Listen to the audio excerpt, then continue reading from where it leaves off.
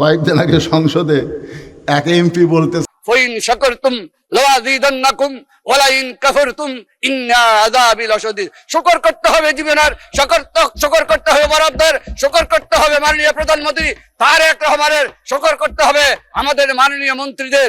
তারা শুকর করে না কিন্তু স্বীকার করে। লাইন শাকারতুম লাযীদান্নাকুম। এক এমপি বলতেছে আমরা প্রধানমন্ত্রীর প্রশংসা যত বেশি বেশি করব, প্রধানমন্ত্রী তত বেশি বেশি আমাদেরকে বাজেট দিবে, আমাদেরকে কাজ দিবে।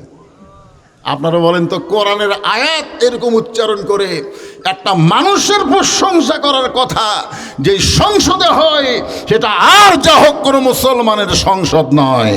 জোরে বলেন, কথা বলা লাগবে তো ভাইজান। আপনারা দেখছেন এবার সংসদে শিক্ষার উপরে 1,32,000 কোটি টাকা বাজেট করা হয়েছে, কিন্তু কোরআনের শিক্ষার জন্যে, হাফিজি মাদ্রাসার জন্যে, কওমি মাদ্রাসার জন্যে একটা টাকাও বাজেট করা হয়নি। জোরে কোন কথা ঠিক কিনা? একটা টাকাও বাজেট করা হয়নি। সব শিক্ষার জন্য বাজেট আছে, কিন্তু যেখানে কোরআনের সই শিক্ষা দেওয়া হয় সেই শিক্ষার জন্য বাজেট নাই। একজন মন্ত্রী মেয়া এমপি তো কয়েই দিল। কওমি অর্থ হচ্ছে গোষ্ঠী। বাংলাদেশ জাতীয়তাবাদী দল কোনো গোষ্ঠীর জন্য, কোনো ব্যক্তির জন্য কাজ করে না। বাংলাদেশ জাতীয়তাবাদী দল, বাংলাদেশের নেতা জনাব তারেক রহমান সমগ্র বাংলাদেশের জন্য কাজ করে। মান স্পিকার, কওমি মানে একটা গোষ্ঠী, আর কোনো গোষ্ঠীর জন্য আমরা বাজেট করি না। 10ই মহরম তারিখে আমাদের জাতির পিতা ইব্রাহিমকে বললেন, ইব্রাহিম নিচের দিকে তাকায় দেখো, দাও দাও করে নমরুদের আগুনের চুলা জ্বলতেছে। একটা বার যদি তুমি আগুনের চুলার মধ্যে পড়ে যাও, তুমি পুড়ে ছাই হয়ে যাবে। এই মুহূর্তে তুমি আমার দিকে তাকায় দেখো, আমাকে আল্লাহ 600 পাখা দিয়েছে, একটা পাখার বাতাস দিব, আগুনের চুলা উড়ে সাগরে গিয়ে পড়ে যাবে। একটা বার আমার দিকে তাকায় দেখো।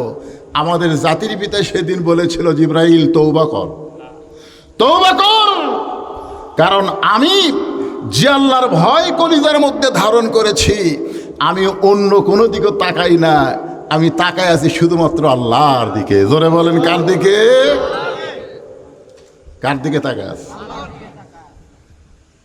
তো বলতেছে তাহলে আগুনে পড়ে গেলে তুমি পুড়ে যাবে। আমাদের জাতির পিতা তখন বললেন, আমার কলিজায় ভয় কার? আরো জোরে বলেন। আগুনের কোনো ক্ষমতা নাই ইব্রাহিমকে পুড়াতে পারবে আল্লাহ যদি হুকুম না দেয়। সাপের কোনো ক্ষমতা নাই, সাপ কামড় মারতে পারে আল্লাহ যদি কামড়ানোর হুকুম না দেয়। জোরে কোন কথা ঠিক কিনা? আপনারা বলেন তো, আগুনের মধ্যে পড়ে গেল, আগুন কি পুড়েছে? তাহলে এখন যদি সাপ এসে ফস করে মারে, আপনার যদি আল্লাহর ভয়ে না ওঠেন, আর আল্লাহ যদি বলে সাপ কামড়াস না, সাপ কি কামড়াবে? তাহলে 10ই মহরমে কি শুনবেন?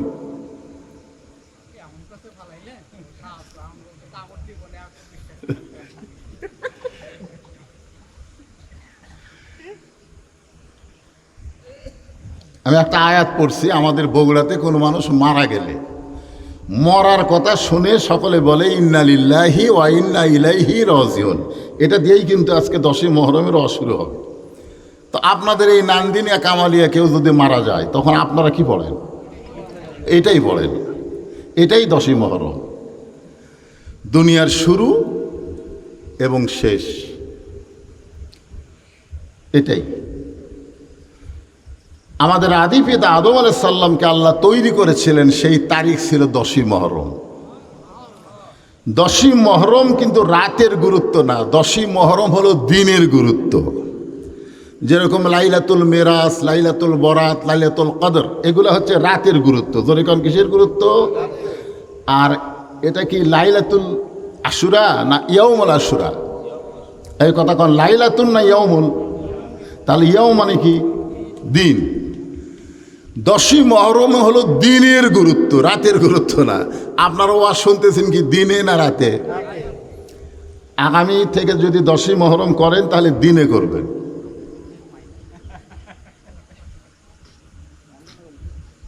আরে যেটাই বাজুক, কারণ যেটার গুরুত্ব যে যখন দেওয়া হয়েছে, আপনি যদি লাইলাতুল কদরের নামাজ যদি দিনে পড়েন তাহলে হবে? কোন পড়া লাগবে? তাহলে ইয়াউমুল আশুরা এটা দিনের গুরুত্ব, সেখানে রাতে ওয়াজ হবে। ও শোনেন না, আজকে শোনেন, নতুন কিছু শোনেন আপনারা। জি, ডবল হবে, আর বেশি হবে। আজকে আপনারা শোনেন, এরপরে যখন দিনে, কারণ দিনেরই গুরুত্ব তো বুঝতেছেন না কেন? রোজা কখন রাখছে? 2টা দিয়ে রোজা রাখা লাগবে নাকি, দিনে না রাতে? দিনে। হ্যাঁ, আসুন আলোচনা শোনেন। আল্লাহ বলতেছেন, ইজা মানে যখন, আসাবাতুহুম মুসিবাহ, তোমাদের উপরে বিপদ আপদ মুসিবত আসবে, ক্বালু, তখন তোমরা বলবে, ইন্না লিল্লাহি ওয়া ইন্না ইলাইহি রাজিউন। এই আয়াতটা শুধুমাত্র হুসাইনের ব্যাপারে, এছাড়া মুহররমের 10 তারিখে যত ঘটনা ঘটছে সব হলো সুখ এবং শান্তি। বলেন সুবহানাল্লাহ। খালি একটাই কষ্ট, যেইটা রাসূলের সময় হয়নি। আমরা আশুরা মানে রাসূলের সময় পর্যন্ত অনেক আলেম ওলামা বয়ান করে, রাসূলের সময় পর্যন্ত, কিন্তু রাসূলের দুনিয়া থেকে বিদায় নেওয়ার অনেক বছর পরে কারবালা, এটাও কিন্তু 10ই মুহররম। জোরে কোন কথা ঠিক কিনা? আজকে বাংলাদেশে আমি যত জায়গায় মাহফিল করছি এর আগে, আজকের মাহফিলের আগে গত বছর যেখানে করছি, ওখানে গিয়ে বলতেছে, হুজুর আমরা ওই 10ই মুহররম সম্পর্কে ওয়াজ শুনবার চাই না, আমরা ওই কারবালা সম্পর্কে ওয়াজ শুনতে চাই। কথাটা বলছেন? মানে আমি এর আগে এই যে ওয়াজের ধরেন 40 বছর, এই 40 বছর 10ই মুহররম যেখানেই ওয়াজ করতে যাই বলে, হুজুরুল্লাহ 10 বাদ দেন তো, কারবালার ওয়াজ করেন। কিন্তু আজকে কারবালার ওয়াজ না, আজকে আশুরার ওয়াজ হবে। কথাটা বুঝলেন? কারণ কারবালার ওয়াজ হচ্ছে কষ্টের ওয়াজ, কারবালার ওয়াজ হচ্ছে কান্নার ওয়াজ, কারবালার ওয়াজ হচ্ছে মানুষের কলিজা থেকে রক্ত ঝরার ওয়াজ। জোরে কোন কথা ঠিক কিনা? এছাড়া 10ই মুহররম যত ঘটনা ঘটেছে সব হলো শান্তির ঘটনা, সুখের ঘটনা, বিজয়ের ঘটনা। আমাদের বাবা আদম আলাইহিস সালামের তওবা কবুল হয়েছে এই 10ই মুহররম তারিখে। বলেন সুবহানাল্লাহ। নূহ নবী শুকনা জায়গায় একটা নৌকা তৈরি করতেছেন, শুকনা জায়গায়। কি জায়গায়? এমন সময় এক বুড়ি মানুষ এসে বলতেছে, বাবা নূহ, এই শুকনা জায়গায় নৌকা বানানোর কারণ কি? নূহ বললেন, বুড়িমা, বন্যা নামক একটা গজব আসবে, এই গজবে গোটা পৃথিবীর সবাই ধ্বংস হয়ে যাবে, শুধুমাত্র এই নৌকার মধ্যে যারা জায়গা পাবে তাদেরকে আল্লাহ ধ্বংস করবে না। বুড়ি বললেন, বাবা নূহ, বন্যা গজব যখন শুরু হবে, দুনিয়ার সবাই যদি তোমার নৌকায় উঠতে চায়, এত ছোট নৌকায় কি সবাইকে জায়গা দিবার পারবা? নূহ বললেন, বুড়িমা, এই নৌকাতে চড়তে গেলে একটা শর্ত লাগবে, সেই শর্ত হলো লা ইলাহা ইল্লাল্লাহু নূহু নবিয়ুল্লাহ। এই নৌকায় চড়তে গেলে একটা শর্ত লাগবে, সেই শর্ত হলো লা ইলাহা ইল্লাল্লাহ নূহু নবিয়ুল্লাহ। যারা আল্লাহ এবং নূহ নবীকে স্বীকার করবে তারাই শুধু এই নৌকার মধ্যে জায়গা পাবে, বেঈমানদের কোনো জায়গা নৌকার মধ্যে হবে না। সঙ্গে সঙ্গে বুড়ি বললেন, লা ইলাহা ইল্লাল্লাহ নূহু নবিয়ুল্লাহ। নূহ বললেন, বুড়িমা, আপনার আর কোনো টেনশন নাই, আপনি চলে যান, বন্যা নামক গজব যখন আসবে তখন আমি আপনাকে হাত ধরে এই নৌকায় উঠিয়ে নিব। বুড়ি বললেন, আলহামদুলিল্লাহ। এখন আপনাদের কাছে আমার প্রশ্ন হলো যে, নূহ যখন বললেন, বুড়িমা, বন্যা নামক গজব যখন আসবে তখন আমি আপনাকে হাত ধরে নৌকায় উঠিয়ে নিব, এই কথা শুনে বুড়ির কি বলা দরকার ছিল? বাবা নূহ, তুমি আসলেই খুব ভালো মানুষ বাবা, বন্যা গজব আসলে আমার মতন বুড়ি মানুষকে হাত ধরে তুমি নৌকায় উঠিয়ে নিবা। তো এখানে বুড়ি নূহর প্রশংসা না করে প্রশংসা করলো কার? তাহলে আপনারা আজকে 10ই মুহররমে কি শিখতেছেন? প্রশংসা একমাত্র করতে হবে কার? আরো জোরে বলেন। কোন নেতার? কয়েকদিন আগে সংসদে এক এমপি বলতেছেন, লাইন শাকারতুম লাযীদান্নাকুম। এক এমপি বলতেছে, আমরা প্রধানমন্ত্রীর প্রশংসা যত বেশি বেশি করব, প্রধানমন্ত্রী তত বেশি বেশি আমাদেরকে বাজেট দিবে, আমাদেরকে কাজ দিবে। আপনারা বলেন তো, কোরআনের আয়াত এরকম উচ্চারণ করে একটা মানুষের প্রশংসা করার কথা যে সংসদে হয়, সেটা আর যা হোক কোনো মুসলমানের সংসদ নয়। জোরে বলেন, কথা বলা লাগবে তো ভাইজান। হোসাইন কথা বলেছে বলেই তো বাতিলের বিরুদ্ধে রক্ত দিয়েছে।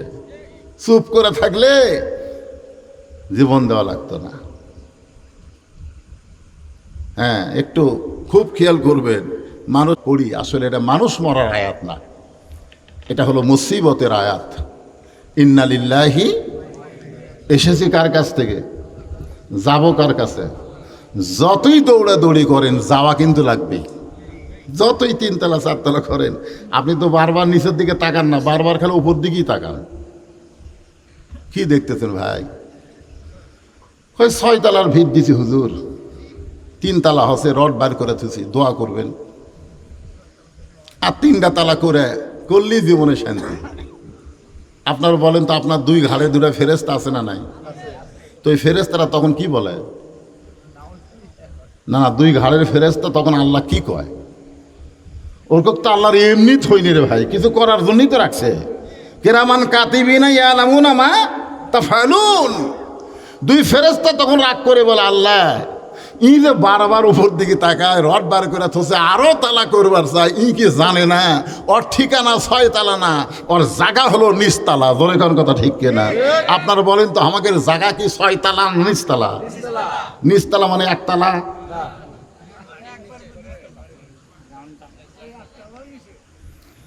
খালি একটা ওয়াজ যদি আপনারা আমল করেন যে আমাদের ঠিকানা নিচতলা, তাহলে বাংলাদেশে কোনো জিনা, কোনো ব্যভিচারী, কোনো মাতাল, কোনো চাঁদাবাজি কোনো কিছুই হবে না। গোটা বাংলাদেশের মুসলমান ফেরেশতার মতন ভালো হয়ে যাবে। জোরে কথা কন না কেন? একটা জিনিস যদি খেয়াল করে প্রতি ধাপে ধাপে, ওরে বাবারে, ওরে বাবারে, কিরে যাওয়া লাগবে রে। তাও যদি একটা টাইম থাকতো, আমাকে যদি আল্লাহ বলতো, মৌলানা বলবসি তুই তো 2040 পর্যন্ত বাঁচত, তাহলে আমি চিন্তা করতাম 26 চলতেছে, এখনো 14, মশান মারা যায়। কি কন? 26 চলতেছে, এখনো 14 বছর তো আছে। কিন্তু আমার কাছে তো এই খবরই নেই। বউ জিজ্ঞাসা করে কখন আসবেন, আমি তখন বলি খালি দেখ, তাকায় দেখ, যাচ্ছি, এটাই দেখো, ফিরে আসার কোনো গ্যারান্টি নাই। যত মানুষ এখানে বসে আছে, ইয়ৌমুল আশুরাকে গুরুত্ব দিয়ে আমল করার নিয়তে একটাবার খেয়াল করেন, এখান থেকে বাড়ি যাওয়ার গ্যারান্টি কার আছে? এমন কোনো ব্যক্তি আছে যে হুজুর আমার বাড়ি সবচেয়ে নিকটে, এই যে আমার বাড়ি, আমি বাড়িতে যাবই হুজুর। যারা এই মহরমের মাহফিল করতেছেন, আমি সেই যুবকদের বলবো, বাবা তোমরা খুব সুন্দর আয়োজন করতেছো, কিন্তু তোমরা কি আজকে ফজর থেকে জোহর, আসর, মাগরিব, এশার নামাজটা পড়ছে? যারা এই মাহফিল করতেছে, আমি তাদেরকে বলতেছি, তোমরা কি, আচ্ছা দিনের গুলা বাদই দিলাম, এই রাতের মাগরিব, এশার নামাজ কি তোমরা পড়ছা না? এটা বলতেছে এই জন্য, ইন্না লিল্লার জন্যে, মানে গ্যারান্টি নাই তো। মানে ফজর পর্যন্ত বাঁচার কোনো গ্যারান্টি। এশার নামাজ না পড়ে কেউ যদি ফজর আগে মারা যায়, দুনিয়ার সমস্ত আলেম মাওলানা তার জন্য যদি আল্লাহর কাছে দোয়া করে, কারো দোয়া আল্লাহর কাছে কবুল হবে না। কারণ নামাজ না পড়ার কারণে মান তারাকা সালাত মুতাম্মিদান ফাকাত কাফারা, সে কাফের হয়ে গেছে, তার জানাজা দিয়ে কোনো লাভ হবে না। জোরে কোন কথা ঠিক কিনা? আর যদি এশার নামাজ পড়ে সে মারা যায়, দুনিয়ার কোনো ব্যক্তিও যদি তার জানাজার নামাজ না পড়ায়, শুধুমাত্র এশার নামাজ আদায় করার কারণে আল্লাহ তাকে জান্নাত দিয়ে দিবে। ইন্না লিল্লাহ মানে কি?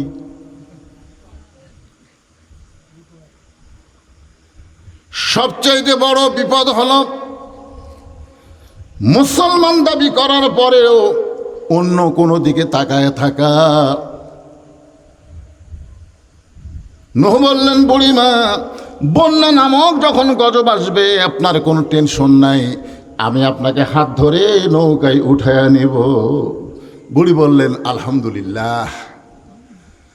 বন্যা গজব শুরু হয়ে গেল। গোটা পৃথিবী, এমনকি হিমালয় পাহাড়ও পর্যন্ত 40 ফুট পানির নিচে ডুবে গেল। 10ই মহরম তারিখে নৌকা যখন জুদি পর্বতে এসে ভিড়ল, কয় তারিখ? 10ই মহরম তারিখে। আল্লাহ বলেন, নুহু খবর কি? নুহু বলতেছে আলহামদুলিল্লাহ। আল্লাহ বলে, নুহু খবর কি? বলে, নৌকার মধ্যে যারা জীবিত আছে তারা, নৌকার বাহিরে যারা ধ্বংস হয়েছে তারা। আল্লাহ বললেন, নুহু ওই বুড়িটার খবর কি? নুহু বলতেছে, আল্লাহ আমার মনই নেই। কি বুঝলেন এখানে শিক্ষাটা কি? হ্যাঁ, এখানে যে শিক্ষাটা সেটা হলো এই, বিপদে পড়লে নবীও ভুলে যায়। এই কথাটা আপনার শিক্ষা নেবেন যে নুহু নবী কি বলতেছে, আল্লাহ বুড়ির কথা আমার মনই নাই।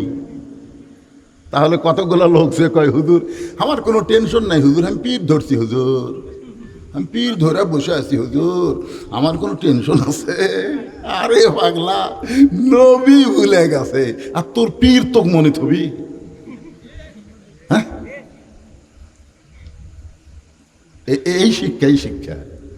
অনেকে চিন্তা করে আমি তরিকা আছি হুজুর, আমি তরিকার মধ্যে আছি। কোন তরিকা? কাদরিয়া, চিস্তিয়া, নকশবন্দিয়া, মোজাদ্দেদিয়া, যে কোনো একটা তরিকার মধ্যে আছি হুজুর, আমার কোনো টেনশন। আর বাবা আছে, আমার দয়াল বাবার দরবারেতে কেউ ফিরে না খালি হাতে।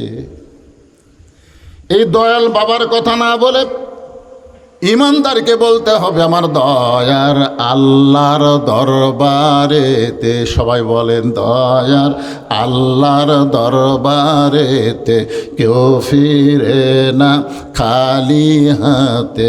আল্লাহ আল্লাহ লা ইলাহা ইল্লাল্লাহু মুহাম্মাদুর রাসূলুল্লাহ সাল্লাল্লাহু আলাইহি ওয়াসাল্লাম। আল্লাহ বলে, নুহু তাহলে বুড়িটার খবর কি? নুহু বলতেছে, আল্লাহ গোটা দুনিয়া যখন ধ্বংস হয়ে গেছে তাহলে বুড়িটাও ধ্বংস হয়ে গেছে। আল্লাহ বলে, নুহুরে আজগবি কোনো কথা বলা যাবে না, কথা বলতে গেলে তদন্ত করে কথা বলা লাগবে। সুবহানাল্লাহ। কোরআনে নাই, হাদিসে নাই, আজগবি কোনো কথা বলা যাবে না, কথা বলতে গেলে তদন্ত করে বলতে হবে। জোরে কোন কথা ঠিক কিনা? কথা বলেন। সারা জীবন তো শুনেই গেলেন, কি শুনলেন? কয় বকাল্লা বকে গেছে, সোনাল্লাহ শুনে গেছে। আমলুল্লাহর খবর কি? কয় চেতন পাইনি, মানে ফজরের নামাজই পড়েনি। বকাউল্লাহ বকাই গেছে, সোনাউল্লাহ শুনেই গেছে। আমলুল্লাহর খবর কি? কয় চেতন পাইনি। আল্লাহ বলে, নুহু আজগবি কোনো কথা বললে হবে না, তদন্ত করে কথা বলতে হবে। নুহু নবী তদন্ত করতে গিয়ে দেখে বুড়ি তো দূরের কথা, বুড়ির ঝুবড়ি বাড়ি পর্যন্ত কিছুই হয় নাই। সুবহানাল্লাহ, জোরে কর। রাখে আল্লাহ, মারে আল্লাহ। আল্লাযী খালাকাল মাউতা ওয়াল হায়াতা লিয়াবলুয়াকুম আইয়ুকুম আহসানু আমালান ওয়া হুয়াল আজিজুল গফুর। মৃত্যু এবং হায়াতকে সৃষ্টি করছেন কে? নুহু চমকে ওঠে, বলে, বুড়িমা, ও বুড়িমা। বুড়ি টোপলা নিয়ে হাজির। সুবহানাল্লাহ না কেন? নুহু বলে, বুড়িমা টোপলা কেন? বলে, সাইজ হয়ে বসে আছি বাবা, সাইজ হয়ে বসে থাকা লাগবে। আপনার যারা এখানে আছেন সাইজ হয়ে থাকা লাগবে না? সাইজ কি? চলতে পথে 2 দিন থামিলাম, যাবার কালে একজন আরো দেখা না পাইলাম। ও আমার সাদের মালা যায় রে ছিঁড়ে, রইব না আর বেশি দিন তোদের মাজারে। ডাক দিয়েছেন, এই দয়ালের জায়গাত আল্লাহ বলবেন, ডাক দিয়েছেন, আবার দয়াল কয়। আপনি যদি সারা জীবন দয়াল দয়াল দয়াল দয়াল দয়াল দয়াল দয়াল দয়াল, একটা সব হবে? আর একবার যদি আল্লাহ কন, আল্লাহ কবুল করলে 8টা জান্নাতের দরজা খুলে দিবে। তাহলে কোনটা কবেন, দয়াল কবেন না আল্লাহ কবেন? এই জন্যে এই ছেলেরা সবাই ডাক দিয়ে আসেন, রইব না আর বেশি দিন তোদের মাজারে। তার মানে কোন সময় আমাদেরকে ডাক দেবেন আমরা কেউ জানি। বুড়ি বলতেছে আমি সাইজ হয়ে বসে আছি, কারণ বন্যা গজব কখন শুরু হবে। তুমি হঠাৎ যখন আমাকে ডাক দাও, আর আমি যদি বলি বাবা আমার টোপলা টাপলি সাইজ করতে গেলে দেরি হবে, এই দেরি করার কোনো টাইম নাই, আমি সাইজ হয়ে বসে আছি। আল্লাহ বলেছেন ওয়ালা তামুতুন্না ইল্লা ওয়া আনতুম মুসলিমুন।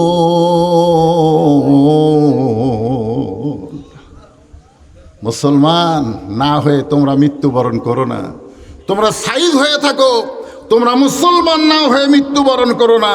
কারণ মুসলমান হয়ে যদি আমরা মরতে পারি, আজকে শুনে নেন 10ই মুহররম তারিখে কবর আপনার জন্য কোনো কারাগার হবে না, কবর হবে জান্নাতে দেওয়ার দরজার নাম। জোরে খান সুবহানাল্লাহ। কবর আপনার জন্য কি হবে, জান্নাতে যাওয়ার দরজা।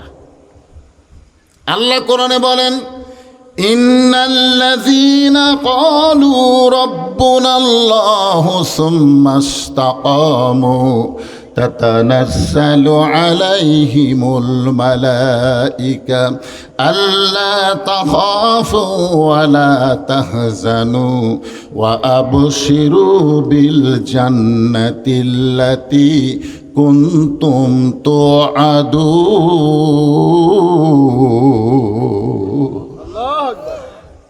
সবাই আল্লাহ আকবার বলেন না কেন? বাংলাদেশে অনেক দলের মধ্যে আল্লাহ আকবার নেই, কিন্তু আমরা যতক্ষণ কোরআনের মাহফিলে থাকবো ততক্ষণ আমরা কয় দল?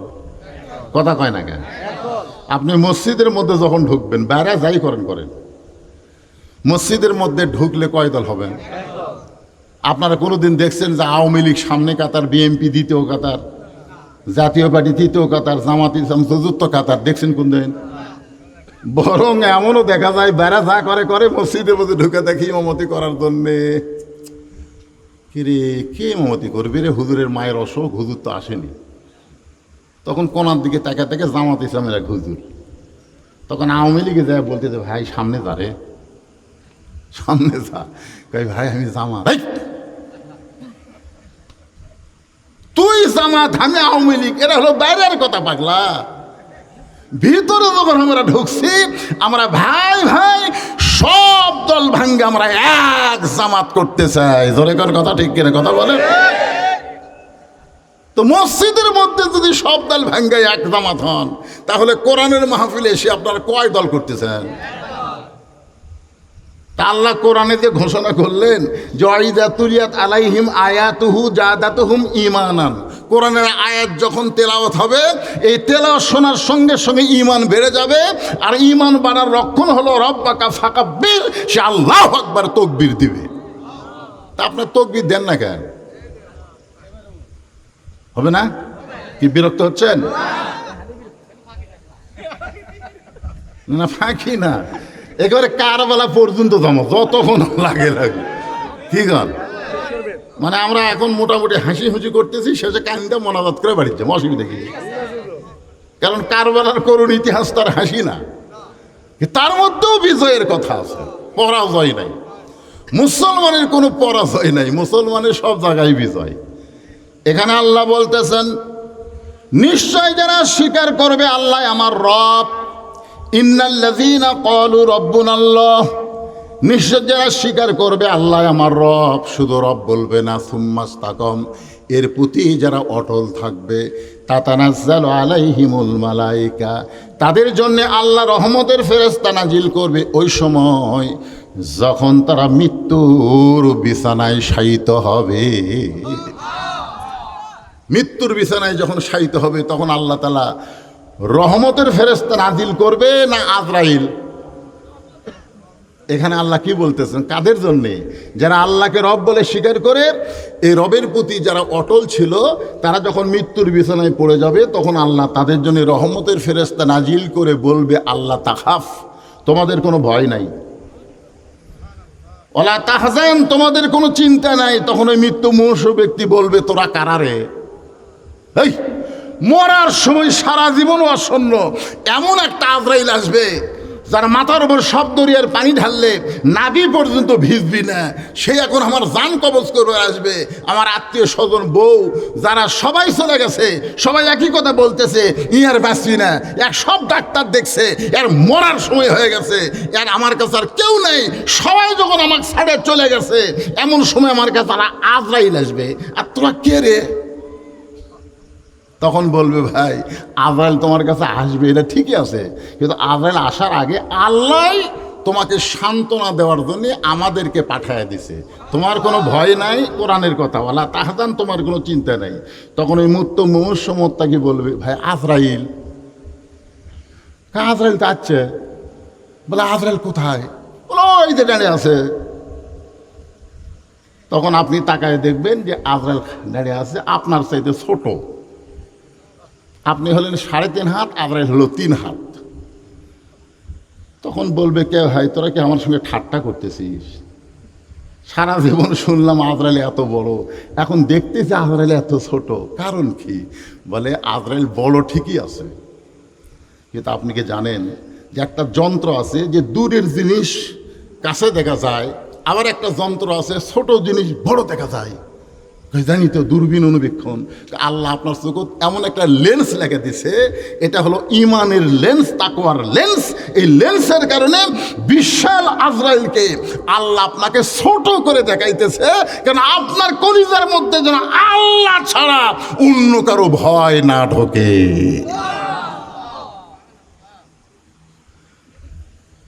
তখন বলবে, ভাইজান তাহলে আজরাইলকে আমার কাছে আসবে না। এমন সময় আল্লাহ তাআলা, সালামুন আলাইকুম তিবতুম ফাদখুলুহা খালিদিন। ওই মৃত্যু মুমূর্ষ ব্যক্তির জন্যে, মুসলমানের জন্যে আল্লাহ তাআলা 8টা জান্নাতের দরজা খুলে দিবে। তখন সে মৃত্যুর বিছানা থেকে এভাবে হাত মারবে, আমার দিকে তাকায় দেখেন, এভাবে হাত মারবে। ফেরেশতারা বলবে, ভাই হাত মারতেছেন কেন? বলে, ওই যে দেখতেছি ওখানে আমি যাবার চাই। ওখানে যাবার চাইলে আজরাইল আসা লাগবে। আজরাইল আসবে, আপনার জান কবজ করবে, আপনার দেহ যাবে কবরে, আর আপনাদের ভিতরের পাখিটা ওই ইল্লিন নামক জান্নাতের বাগানে চলে যাবে। ধরে কান সুবহানাল্লাহ। এই জন্য যারা মুসলমান হবেন, ইমানদার হবেন, আল্লাহর প্রতি যারা ইস্তেকাম করবেন, আল্লাহর সমস্ত হুকুমকে যারা গ্রহণ করে নেবেন, তাদের কোনো ভয় নাই, তাদের কোনো চিন্তা নাই। নূহ বললেন, বুড়িমা বন্যা গজব শেষ হয়ে গেছে, আমি তোমার কাছে জানতে চাই তুমি এমন কি আমল করেছো যে আমল করার কারণে তোমার ভাঙ্গা বাড়িও পর্যন্ত কিছুই হয় নাই, তোমার ঝুবড়ি বাড়ির ক্ষতি হয় নাই, তোমার কিছুই ক্ষতি হয় নাই। ও বুড়িমা, তুমি গোপনে এমন কি আমল করো? বলে, নুহুরে, তুমি যখন আমাকে বলেছিলে বন্যা গজব আসলে তুমি আমার হাত ধরে নৌকায় উঠবা, তখন আমি কিন্তু তোমার দিকে না তাকায়া আমার আল্লাহর দিকে তাকায়া বলেছি আলহামদুলিল্লাহ, কারণ ঈমান গ্রহণ করার পর আমার ঈমান আমাকে শিক্ষা দিয়েছে দুনিয়ার সবাই সবাইকে ভুলতে পারে, কিন্তু আল্লাহ কোনো দিন কাউরে ভুলবে না। তাহলে আজকে 10ই মুহররমে আমাদের একটা শিক্ষা গ্রহণ করতে হবে। দুনিয়ার সবাই সবাইকে ভুলতে পারে, কিন্তু যিনি আমাদের কাউকে ভুলবেন না তিনি কে? আরো জোরে বলেন, তিনি কে? আমাদের সবচাইতে আপনজনের নাম কি? আল্লাহ। ভাইজান শোনেন, হযরত সালমান ফার্সি রহমতুল্লাহ আলাইহি একদিন আল্লাহর নবীকে বললেন, ইয়া রাসূলুল্লাহ, আমরা সারা জীবন জানি হাসর হবে তামার সানি। এই শোনেন মনোযোগ দিয়ে, হাসর হবে তামার সানি, উম্মত বলবেন পানি পানি, সেই কঠিন দিনে নবী বিনে পানি দেওয়ার সাধ্য কারো নাই। হাসরের ময়দানের কঠিন দিনে ওগো নবী, আপনার দয়া বেশি না আল্লাহর দয়া বেশি? এটা সালমান ফার্সি রাদিয়াল্লাহু তাআলা আনহু নবীকে প্রশ্ন করতেছে যে হাসরের সেই কঠিন দিনে সবাই পানি পানি বলে চিৎকার করে উঠবে। সেদিন আপনার কাছে হাউজে কাউসারের পানি থাকবে, আপনি যাকে পানি পান করাবেন তার আর কোনো তৃষ্ণাই থাকবে না। এই কঠিন বিপদের দিনে দয়া বেশি কার, নবীর না আল্লাহর? আপনারা জানেন আল্লাহ যখন জব্বার আর কাহার নাম ধারণ করবে তখন সমস্ত নবীরা ইয়ানফসি করবে, আর আমাদের নবী ইয়া রব্বি হাবলি উম্মতি বলে সেজদাত পড়ে দেবে। আল্লাহ বলেন, হাবিব আপনি কি চান? বলে যা করেন করেন, আমার উম্মতগুলোকে মুক্তি না দেওয়া পর্যন্ত আমি সেজদাত থেকে মাথা তুলতেছি না। এখন বলেন দয়া বেশি কার, আল্লাহ না নবীর? তাও আল্লাহর কয়বার।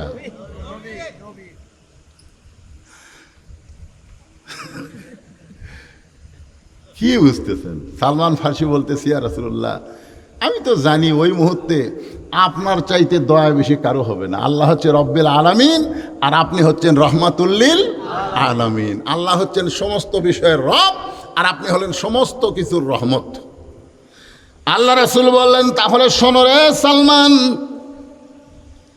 হাসরের ময়দানের কঠিন মুসিবতের সময় আল্লাহ বলবেন, হাবিব আপনার গুনাহগার উম্মতের জন্য আপনি সেজদা দিয়েছেন, আপনি মনে করতেছেন আপনার শুধু দয়া আছে, আমি আল্লাহর দয়া নাই। আজকে আমি দেখাবার চাই আপনার উম্মতের চাইছে আমি আমার বান্দা বান্দিকে বেশি ভালোবাসি। আপনি আপনার উম্মতকে যেমন ভালোবাসেন, আমি আমার বান্দা বান্দিকে তার চাইতেও বেশি ভালোবাসি। সুবহানাল্লাহ না কেন? তখন আল্লাহ রাসূল সেজদা থেকে মাথা তুলবেন। এমন সময় আল্লাহ তাআলা, বুখারী শরীফের হাদিস, মনোযোগ দিয়ে শুনবেন, আল্লাহ তাআলা একজন গুনাহগার উম্মতকে ডাক দিবেন, কাছে এনে বলবেন, আমি তো আল্লাহ বিচারকের আসনে বসে আছি, তোর নেকি আর পাপ এখন মিজানে দেওয়া হবে। তো এই গুনাহগার বান্দার নেকি আর পাপ মিজানে দেওয়ার পরে দেখা যাবে নেকি আর পাপ একেবারে সমান সমান হয়ে গেছে। এই মনোযোগ দিয়ে শুনবেন, পাপও যা নেকিও দেখে সমান সমান। তখন আল্লাহ বলবে, বান্দা খালি একটা নেকি যদি তোর বেশি হতো আমি আল্লাহ তোরে জান্নাত দিয়ে দিতাম। আচ্ছা এখানে আল্লাহ কি বলতে পারতো না যে তোর যদি একটা পাপ বেশি হতো আমি তোকে জাহান্নাম দিতে পারতাম?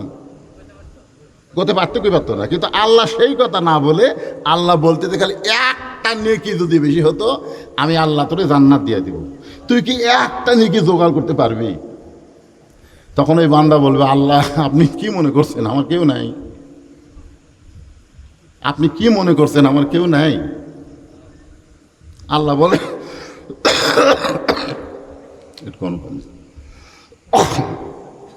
আল্লাহ বলেন তোর কে আছে? আমরা কিন্তু গান শুনছি, কি বলবো প্রসবের কথা, মা বিনে সেই ব্যথা কেউ তো বুঝিবে না। মাজন ঠেকিয়া সন্তানের দায়, অকালে মা মারা যায়, কেন সে মায়ের ভক্তি করো না? এমন দরদি কি ভবে না আখেরাতে?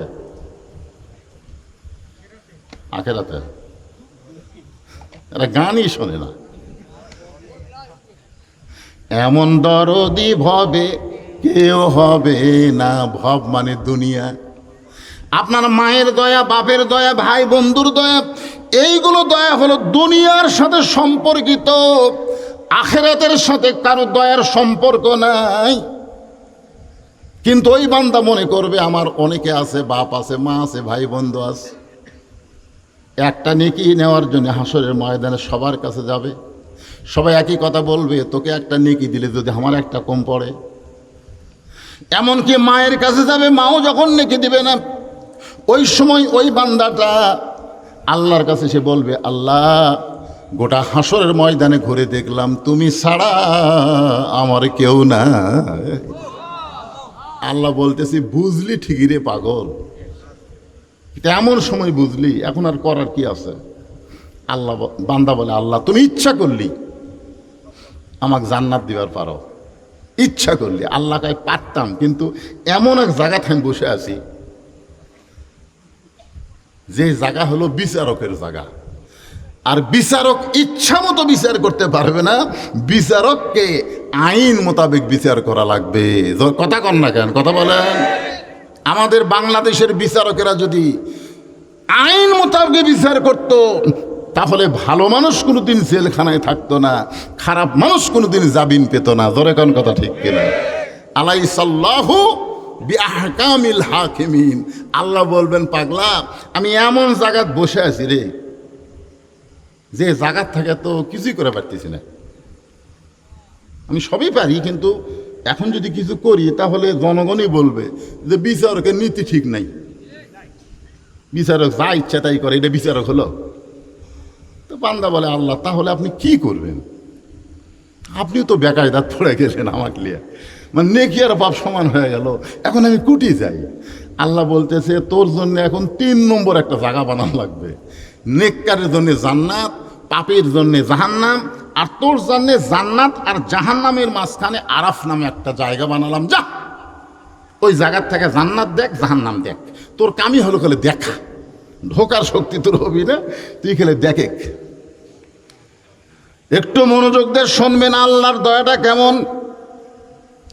এবার বান্দা আরাফ নামক জায়গায় যখন রওনা দিয়েছে, এমন সময় আল্লাহ দ্বিতীয় বান্দাকে এনে মিজানের কাছে নিয়ে যায়। নেকি আর পাপের পাল্লা ওজন করতে গিয়ে দেখে নেকির পাল্লায় নেকি মাত্র একটা, আর পাপের পাল্লায় পাপ ভারী। ওই বান্দার নেকির পাল্লায় নেকি কয়টা? মাত্র একটা নেকি, আর গোটা পাল্লায় খালি পাপ। আল্লাহ বলতেছে, কে রে বান্দা তোর খবর কি? বান্দা বলতেছে, আল্লাহ আমি জানি না। আপনি কি মনে করছেন বোকা? আমার আগের ভাইয়ের নেকি আর পাপ সমান হওয়ার কারণে তাকে আপনি জান্নাত জাহান্নাম দিবার পারলেন না, নতুন একটা জায়গা বানালেন। আর আমার তো খালি পাপই আর পাপ, নেকি মাত্র একটা, আমি তো জাহান্নামি, এ ব্যাপারে কোনো সন্দেহ নাই। আল্লাহ বলতে, তাহলে জাহান্নামত যা, আমার সামনে দাঁড়িয়ে থেকে তোর লাভ কি? তখন বলতেছে, আল্লাহ আমি তো জাহান্নামে যাবই, কিন্তু যাওয়ার আগে ওই একটা নেকি নিয়ে আমি কি করব? একটা নেকি তো আমার কোনো কাজত লাগতেছে না। তা আল্লাহ বলে, তুই কি করবার চাস? বলে, আমার ওই এক নেকি আমার ওই ভাইক দান করবার চাই, যে একটা নেকির জন্য জান্নাত যাওয়ার পারতেছে না। আল্লাহ কয়, কি কইলি? হয় তুই এক চিনিস? চিনি না, কিন্তু আমার মনে হয় ভাই। কুল্লু মুসলিম সুবহানাল্লাহ, মনে হয় আমার ভাই। তাই ও যখন একটা নেকির জন্য জান্নাতে যাওয়ার পারতেছে না, আমি আমার একটা নেকি দান করে দিলাম। সঙ্গে সঙ্গে আল্লাহ বলে, রে আরাফের বান্দা, তোর ভাই তোর একটা নেকি দান করে দিল, আয় আয়, তুই আর থাকিস না আরাফের ময়দানে, বরং তুই জান্নাতে চইলা যা। এবার একটা নেকি পাইয়া ওই বান্দা এক দৌড়ে জান্নাতের মধ্যে ঢুকবে। সমস্ত হাসরবাসী বলবে, কত বড় নেমোখারাম, যে ভাই তাকে একটা নেকি দিয়া জান্নাতে যাওয়ার সুযোগ করে দিল, সে ভাইটার দিকেও একটাবার তাকাইল না, ও সরাসরি জান্নাতের মধ্যে প্রবেশ করলো। কিছুক্ষণ পরে আল্লাহ দেখবেন ওই বান্দা জান্নাত থেকে বের হয়ে জান্নাতের দরজায় গড়াগড়ি করতেছে। আল্লাহ বলে, বান্দারে, তোর ভাই তোকে একটা নেকি দিল, তুই জান্নাতি হয়ে গেলি। জান্নাতে ঢোকার পরে তুই আবার জান্নাতের মধ্যে কি পাইলি? দরজায় সে কেন গড়াগড়ি করতেছিস? বান্দা বলতেছে, আল্লাহ আমি জান্নাতের মধ্যে ঢুকে দেখলাম জান্নাতের দরজার পেছনে লেখা আছে, পালা তাস্তাহি আনফুসুকুম, জান্নাতেরা যা চাবে আপনি নাকি তাই দিবেন। আল্লাহ বলে, ইন্নাল্লাহ ওয়াদা হক্কুন, আমার ওয়াদা সত্য, জান্নাতেরা যা চাবে আমি আল্লাহ তাই দিব। ওই বান্দা বলে, আল্লাহ জান্নাতেরা যা চাই তুমি যদি তাই দাও, যেই ভাই আমাকে একটা নেকি দিয়া জান্নাতে যাওয়ার সুযোগ করে দিল, আমি সেই ভাইকে ছাড়া জান্নাতে প্রবেশ করব না। আল্লাহ বলে, রে বান্দা, তোর ভাইকে তুই একটা নেকি দিয়া জান্নাতে দিলি, আর তুই ভাই জান্নাতে গিয়া তোকে ছাড়া জান্নাতে থাকতে চায় না। আমার ওয়াদাকে সত্য করে তোকেও আমি ওর সঙ্গে জান্নাত দিয়ে দিলাম।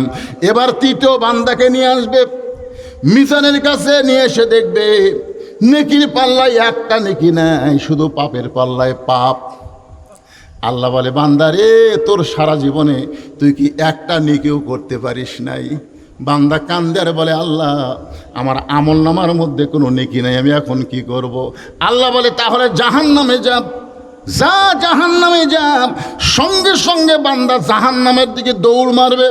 আল্লাহ বলতেছে, এই বান্দা, তোকে জাহান্নামে যাইতে বললাম, তুই জাহান্নামের দিকে দৌড় মারিস কেন? বলতেছে, আল্লাহ দুনিয়ার জীবনে তোমার কোনো হুকুম আমি আমল করতে পারি নাই, কিন্তু আজকে হাসর ময়দানে দেখায় দেব জাহান্নামে যেতে হলেও তোমার হুকুম পালন করতে চাই। সঙ্গে সঙ্গে আল্লাহ তাআলা কুদরতি কণ্ঠে বলবেন, ফাদখুলি ফি ইবাদি ওয়াদখুলি জান্নাতি। এই 10 মুহররম আশুরার তারিখে আপনারা সবাই বিশ্বাস করবেন, দয়া যদি থাকে একমাত্র আল্লাহ, আল্লাহর মতো দয়া আর কারো নাই। আর রহমানুর রহিম। আল্লাহু আকবার। আমরা চলে আসতেছি এই 10 মুহররম তারিখে ঈসা আলাইহিস সালামকে হত্যা করার জন্যে ইহুদিরা ঈসা নবীর বাড়ির চারিধার ঘেরাও করেছিল। আল্লাহ তাআলা এই 10 মুহররম তারিখে ঈসা আলাইহিস সালামকে তার ছাদকে ফাঁকা করে 4র্থ আসমানে নিয়ে গেল। সুবহানাল্লাহ। ঈসা নবী যখন 4র্থ আসমানে গেলেন, ঈসা নবী বলতেছে, আল্লাহ, এই কথাটা কিন্তু খুবই গুরুত্ব, যে কথাটা বলবো গুরুত্ব, আপনার মনোযোগ দিয়ে শুনবেন। 4র্থ আসমানে ঈসা নবী এখনো জীবিত আছে না নাই? ধরে কোন আছে না নাই? এটা লাইলাতুল মিরাজে আমাদের নবী যখন বাইতুল মুকাদ্দাসে 2 রাকাত নামাজ পড়ালেন। বাইতুল মুকাদ্দাস কোথায়? বর্তমানে জেরুজালেম, ফিলিস্তিন, বোঝেন না? হ্যাঁ, ওই ফিলিস্তিনেই কিন্তু বাইতুল মুকাদ্দাস। ওই ওই ওই মসজিদের মধ্যে আমাদের নবী 2 রাকাত নামাজের ইমামতি করছিলেন। কয় রাকাত? 2 রাকাত নামাজের ইমামতি করছিলেন। তো ফেরেশতা জিবরাইল বললেন, ইয়া রাসূলুল্লাহ, আপনি যে 2 রাকাত নামাজ পড়ালেন, আপনার পিছনে যারা নামাজ পড়লো আপনি তাদেরকে চিনেন? তো আল্লাহ রাসূল বলতেছে, জিবরাইল, আমি তো কাউকে চিনি না। বলি, ইয়া রাসূলুল্লাহ, যারা আপনার পিছনে নামাজ পড়লো, ইক্তেদা করলো, তারা সবাই হচ্ছে নবী এবং রাসূল। জোরে কোন সুবহানাল্লাহ। আল্লাহ নবী বললেন, জিবরাইল, সমস্ত নবী রাসূল আজকে আমার পিছনে ইক্তেদা করলো। বলে, আপনি জানেন এই 10 মুহররম তারিখে আল্লাহ তাআলা আপনাকে ইমামুল আম্বিয়া, ইমামুল মুরসালিন ডিগ্রি দিয়েছে। জোরে কোন সুবহানাল্লাহ। আমাদের নবী বললেন, তাহলে আমি সবাইকে একটু দেখতে চাই। তখন একটা বিশাল মেম্বর আনা হলো। নবী সেই মেম্বরে দাঁড়ালেন।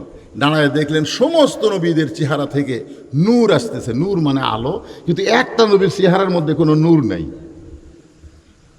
তো নবী বললেন, জিবরাইল ভাই, সমস্ত নবীর চেহারায় নূর দেখতেছি, কিন্তু একটা নবীর চেহারাত কোনো আলো নাই, এটা কোন নবী?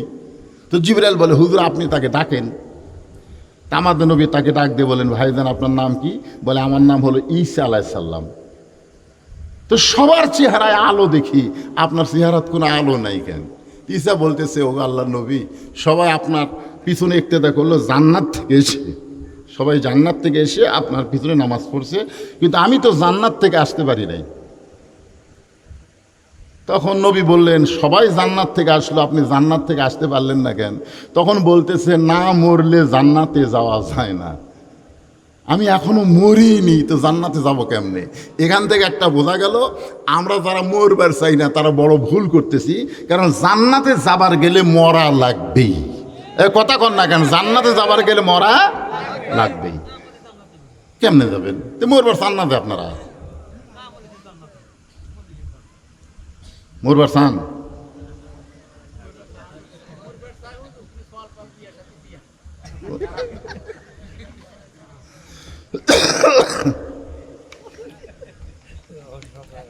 জাআত সাকারাতুল মাউতু হকুন। এটা কি আমার কথা না, আল্লাহর আয়াত। সবাইকেই মরতে হবে, এমনকি যারা আল্লাহ বিশ্বাস করে না, নাস্তিক, তারাও বিশ্বাস করে মরা লাগবেই। ধরে কোন কথা ঠিক কিনা? মরা কিন্তু লাগবেই। আর আমরা যারা এখানে বসে আছি, আমরা তো বিশ্বাস করব না মরলে জান্নাতে যাওয়া যাবে না। তো 4র্থ আসমানে ঈসা নবী এখনো আছেন। সুবহানাল্লাহ বলেন। কয় তারিখে নিয়ে গেছে আল্লাহ? 10 মুহররম তারিখে। ঈসা আলাইহিস সালাম বললেন, আল্লাহ, দুনিয়াতে মানুষ যায় মরার জন্যে, আমার কি মৃত্যু হবে না? এখানে খুবই গুরুত্বর কথা আমি বলছি। দুনিয়াতে মানুষ যায় কিসের জন্যে? মরার জন্যে। তাহলে আমরা দুনিয়াতে এসেছি কি বাঁচার জন্যেই না মরার জন্যে?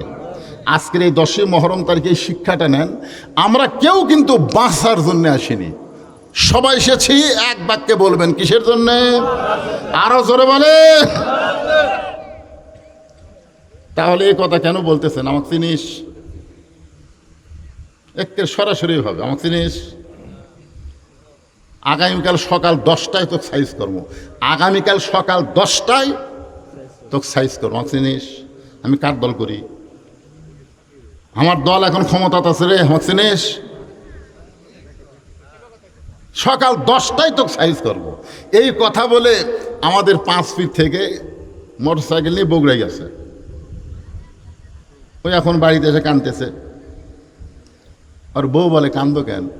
বলে এমন হুমকি আমাকে মারছে, সকাল 10টায় আমাকে সাইজ করবি। কয় রে পাগল, আজ গ্যাস, কাল সকাল 10টায় তোমাকে সাইজ করবি, আজ তার 10টা নাই, তো আগামীকাল সকাল 10টায় সাইজ করবি। এখনই কাঁদতেছে কেন? এই দেশত কি বিচার নাই? এ দেশ কি মগের মুল্লুক হয়ে গেল? এই দেশে কি বিচার নাই? চেয়ারম্যান আছে, মেম্বার আছে, গ্রামের মাতব্বর আছে, বিচার দাও। উনি তোমাকে হুমকি দিচ্ছে সকাল 10টায় সাইজ করবি। তখন স্বামী মুচকি মুচকি হাসতেছে। তো বউ বলে হাসো কেন? বলে হাসার কারণ হলো তুই বদরুল রশিদের ওয়াজ শুনিসনি। স্বামী কয় কি ওয়াজ রে? বদরুল রশিদ ওয়াজ করছে, শোনেননি আপনি? কি ওয়াজ করছে? তো এক মানুষ 6 বছর আম বাগানে চাষ করছে, জ্যৈষ্ঠ মাসে দেখতে গেছে আম পাকছে কিনা, যা দেখে গাছের ডালে বসে এক ছোট্ট বাচ্চা আম পাড়তেছে আর ব্যাগের মধ্যে তুলতেছে। তো বাগানের মালিক কয় কে রে, আমি খাইনি, আমার পরিবারের কেউ খায়নি, এবার প্রথম আম পাকছে আর তুই আমার কাছে তোর আম পাড়তেছিস, তোর বাপক যা বিচার দে মোরে। ছেলে খালি মুচকি মুচকি হাসে। বাগানের মালিক বলে হাসিস কেন? বলে আমার বাপক কোথায় খুঁজ বেড়ে যাবেন, আমার বাপও তো আর এক গাছে চড়ছে। তখন বাগানের মালিক মাটির বসে কান দেয়ার কয় আল্লাহ বিচার দেবো কার কাছে রে? বেটাও চোর, বাপও চোর। আজকে বাংলাদেশের অবস্থা তাই হয়ে গেছে। তুই জানিস যেই বেটা আমাকে সকাল 10টায় হুমকি দিছে ওই চেয়ারম্যানের লোক রে, ওই চেয়ারম্যানের লোক। তো আর বিচার চেয়ারম্যানের দিয়ে কাম হবে? তখন বউ বলতেছে তাহলে তুমি কান্দো কার কাছে?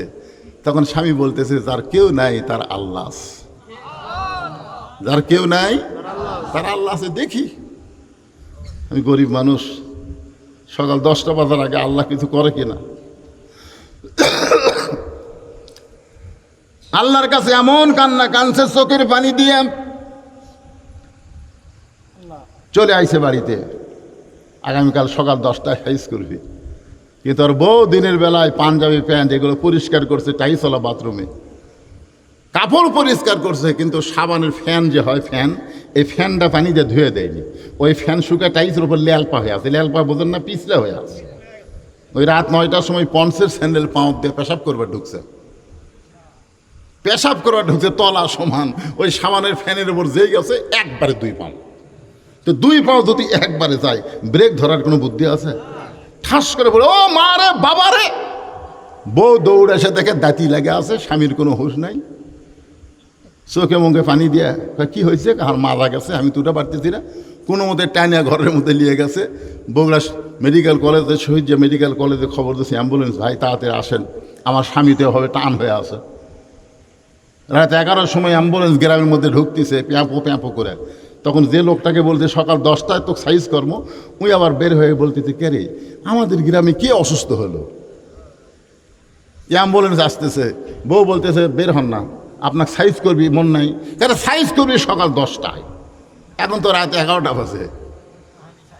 বের হয়ে এসে দেখে যেই বেটা সাইজ করবার চাষে ও কি তক্তার মতন শান করে অ্যাম্বুলেন্সের মধ্যে ঢুকাচ্ছে। ওই জানলার কাছে গিয়ে বলতেছে ভাই 10টা বাজতে অনেক বাকি ভাই। তখন কান্দের বলে তাবারাকাল্লাযী বিয়াদিহিল মুলকু ওয়া হুয়া আলা কুল্লি শাইইন কাদির। গোটা পৃথিবীর রাজত্ব কর্তৃত্ব মালিকানা একমাত্র কার হাতে? সমস্ত ক্ষমতার মালিককে। ঈসা বলতেছে, আল্লাহ দুনিয়াতে মানুষ যায় মরার জন্যে, কিন্তু আমার তো মৃত্যু হলো না, আমার কি মৃত্যু হবে না? আল্লাহ বললেন, কুল্লু মান আলাইহা ফানি ওয়া ইয়াবকা ওয়াজহু রাব্বিকা যুল জালালি ওয়াল ইকরাম। শুধুমাত্র একজন ছাড়া, একমাত্র আল্লাহ ছাড়া পৃথিবীর সবাইকেই ফানা হতে হবে। একমাত্র আল্লাহ ছাড়া সবাইকেই কুল্লু নাফসিন যায়কাতুল মাউত, মৃত্যুর স্বাদ গ্রহণ করতে হবে। ঈসা আলাইহিস সালাম বলেন, আল্লাহ তাহলে আমার মৃত্যু কি এই চতুর্থ আসমানে হবে? আল্লাহ বলেন, ঈসা তোমার মৃত্যু দুনিয়াতে হবে। ঈসা বললেন, আল্লাহ আবার কবে নবী করে দুনিয়াতে প্রেরণ করবেন? আল্লাহ বলেন, ঈসা রে আর তোমাকে নবী করে দুনিয়াতে প্রেরণ করা হবে না, তোমাকে বিশ্ব নবীর উম্মত করে দুনিয়াতে প্রেরণ করা হবে। তারিখটা ছিল 10ই মুহররম। সঙ্গে সঙ্গে ঈসা নবী এক নিয়তে 4 রাকাত নামাজ পড়ে আল্লাহর কাছে হাসতেছে আর শুকরিয়া আদায় করতেছে। আল্লাহ ঈসা এত আনন্দ কেন করতেছে? ঈসা বলতেছে, আল্লাহ নবী করে দুনিয়াতে আপনি আমাকে প্রেরণ করেছিলেন, কিন্তু আবার 10ই মুহররম বিশ্ব নবীর উম্মত করে দুনিয়াতে প্রেরণ করবেন। আমি নবী হওয়ার উপরে তত খুশি হই নাই, বিশ্ব নবীর উম্মত হওয়ার উপরে তত খুশি হয়েছি। এই কারণে শুকরিয়া তান 4 রাকাত নামাজ পড়েছি। এই জন্য সবাই আমার সঙ্গে বলবেন, নবী না হয়ে দুনিয়ার না হয়ে ফেরেশতা আল্লাহর হয়েছি উম্মত আপনার, তার তরে শুকুর হাজার বার সাল্লাল্লাহু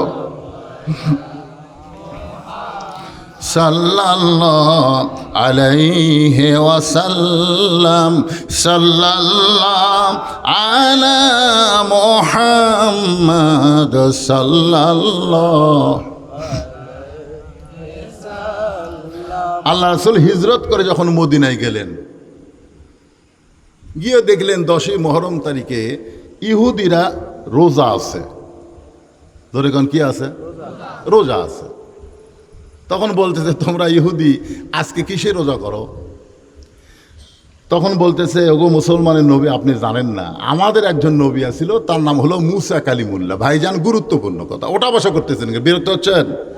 আমি কিন্তু অসুস্থ, মানে হঠাৎ আমি এই এসির একটা অটো আছে বুঝলেন, আমি অটো না দিয়ে ডাইরেক্ট এসিতে ঘুমাইছি। এসির হচ্ছে নিয়ম, মনে করেন 32 থেকে শুরু হলো, তাপমাত্রা 32, তারপরে 31, তারপরে 30, তারপরে 29, তারপরে 28, তারপরে আমি যদি একটা জায়গা 24 কিংবা 25 অটো দিয়ে ঘুমাতাম তাহলে কিন্তু আমার সমস্যা হতো না। কিন্তু ভুল মনের ভুলে গরমে এসি দিয়ে ঘুমিয়ে গেছি, ঘুমের বড়ি খেয়া একের উঠে দেখে আমার হাত পা সব সোজা হয়ে গেছে, চলে যাচ্ছে একের 21। এসব একেবারে একবার ইয়ে হইয়া গলাম কাশ হঠাৎ শুরু হয়ে গেছে। আমার মনেই হচ্ছিল না যে আমি আপনাকে এখানে এসে কথা বলতে পারবো, এরকম মনেই হচ্ছিল না। তারপরে আপনাকে এইরকম আগ্রহ দেখে আল্লাহ হয়তো কিছু কথা বলাচ্ছে এই 10ই মুহররম আশুরা সম্পর্কে। যে কথাটা বলতেছি এই মুহূর্তে খুবই গুরুত্বপূর্ণ, এই জন্য ওটা বসা না করে তারপরে এইটার পরেই আমি কারবালার উপরে চলে আসতেছি ইনশাআল্লাহ। আমার মা বোনদেরও কিছু ওয়াজ করা লাগবে, কি কন? এরা তো রোজা রাখার খুব ওস্তাদ। হ্যাঁ, কোনটা করা, কয় রোজা করা লাগবে কি করে সেটা খুব, আমার বাড়ির তো মেয়ে মানুষ আছে আমি জানি, তো রোজা রাখবে খুবই, কিন্তু যদি পর্দার কথা কওয়া হয় খুব একটা।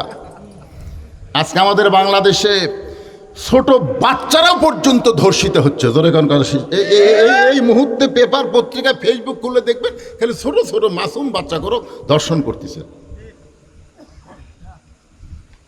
তাহলে মাসুম বাচ্চা ধর্ষিত হচ্ছে, তাদেরকে ধর্ষণ করে হত্যা করতেছে, এরপর আবার বলাৎকারও হচ্ছে, ছেলে পুরুষও এরকম হচ্ছে না। আমাদের বাংলাদেশ কিন্তু হাসিনার 17 বছরে আমরা কিন্তু এইগুলা কম দেখছি, খালি দেখছি জঙ্গি জঙ্গি, খালি জঙ্গি, হুজুরা জঙ্গি।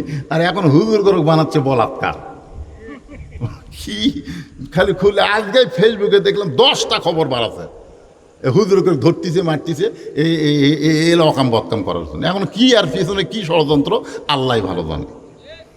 এই জন্য আমার মা বোনদের জন্য কিছু ওয়াজ করা দরকার আছে না নাই, জোরে কান আছে না? হ্যাঁ।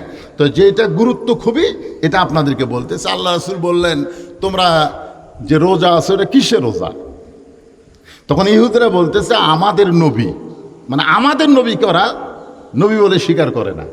ইহুদিরা যাকে নবী বলে স্বীকার করে তার নাম হলো মুসা কালিমুল্লাহ। যেরকম তার নাম কি? মুসা কালিমুল্লাহ। তা আমরা মুসা কালিমুল্লাহর রোজা করতেছি। আল্লাহ নবী বললেন, ভাইজান তোমাদের নবী মুসা কালিমুল্লাহ সে তো আমারই ভাই, তো তোমরা কি কারণে রোজা করো?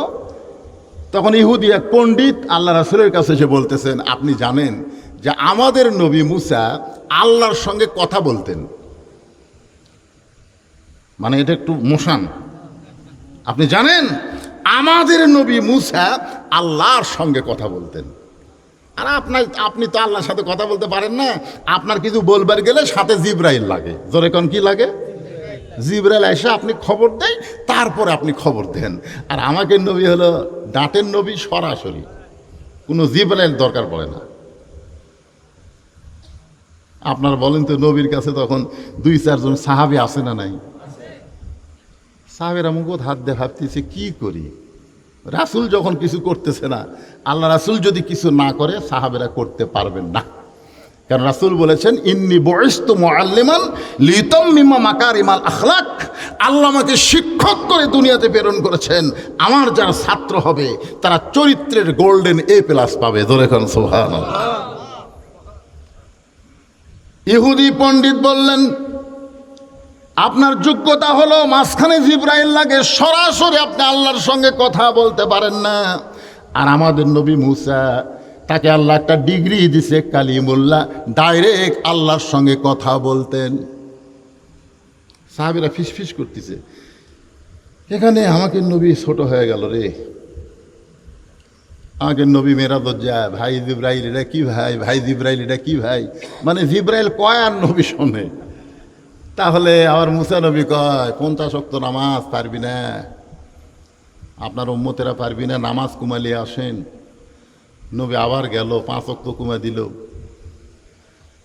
45 ওয়াক্ত লিয়ে এলো। মুসা নবী বলতেছে পারবি না, আবার যান। নবী এভাবে 9 বার গেল,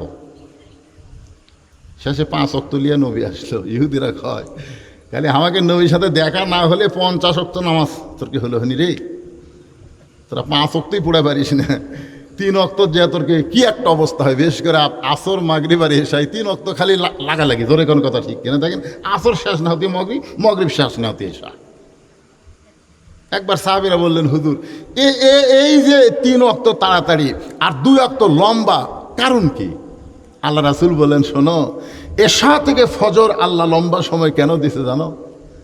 আর ফজর থেকে জোহর আল্লাহ লম্বা সময় দেওয়ার পিছনে কারণ হলো, জোহর থেকে ফজর পর্যন্ত, ফজর থেকে জোহর পর্যন্ত তোমরা যে সময় পাবে, এই সময়ের মধ্যে চাকরি বাকরি, ব্যবসা বাণিজ্য, খেতে খামারে কাজকাম করবে। ওই কাজকাম করলে জেহের যে ক্ষয় হবে, এশা থেকে ফজর আল্লাহ লম্বা সময় দিছে, ওই লম্বা সময়ের মধ্যে তোমরা ঘুম পাড়বে, ওই দেহের ক্ষয়টা আল্লাহ ঘুমের মাধ্যমে পুরা করে দিবে। ধরে করছো। তাহলে এই যে 2 ওয়াক্ত লম্বা করে দেওয়ার পিছনে কারণ আছে না নাই? জোরে কারণ আছে না নাই? তো মুসা কালিমুল্লাহ তুর পর্বতে আল্লাহর কাছে খাড়া হয়ে আস। ইহুদিদের পণ্ডিত বলতেছে, শোনেন, আল্লাহ বলতেছে মুসা খবর কি?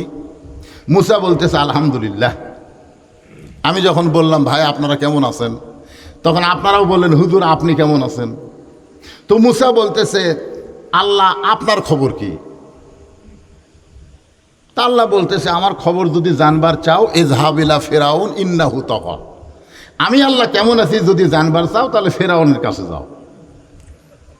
বর্তমানে আপনাদের নান্দিনা কামালিয়া আল্লাহ কেমন আছে যদি জানবার চান, কোথায় যাওয়া লাগবে? জায়গা নাই। একে হয়ে আঙ্গুল দিয়ে আপনি দেখাবেন, সভাপতি সাহেব এই দেখতেছেন এটা আমার, ওই সাইডে আমার ভাইয়ের, ওই সাইডে আমার চাচার, পিছনে সব আমাকে। তো সবই যদি তোমাকে হয় আল্লাহর, তোর হুজুর আল্লাহটা দেখবার গেলে 2 মিনিট হাঁটা লাগবে। তো চলো দেখে আসি। 2 মিনিট হেঁটে মসজিদের কাছে গিয়ে বলতে, তো হুজুর এখানেও আল্লাহর কিছু ছিল না, আমার চাচাই 10 শতক আল্লাহ দান করছে হুজুর। আর আমরা টাকা পয়সা দিয়ে আল্লাহ ঘর বানাতেছি, তখন ফেরেশতাকে আল্লাহ এটা কোন দেশ? যেই দেশে তোমার কোনো জায়গা নাই, ওর চাচা 10 শতক দিলে তোমার জায়গা হয়, আর এরা টাকা পয়সা দিয়ে ঘর বানায়, এখন আবার মিনার বানাচ্ছে। আল্লাহ বলতেছে ওই দেশের নামই বাংলাদেশ রে, ওই দেশে আমি আল্লাহর চাইতে গরিব কেউ নাই রে। আপনারা দেখছেন এবার সংসদে শিক্ষার উপরে 1,32,000 কোটি টাকা বাজেট করা হয়েছে, কিন্তু কোরআনের শিক্ষার জন্যে, হাফেজি মাদ্রাসার জন্যে, কওমি মাদ্রাসার জন্যে 1টা টাকাও বাজেট করা হয়নি। জোরে করার কথা ঠিক কিনা? 1টা টাকাও বাজেট করা হয়নি।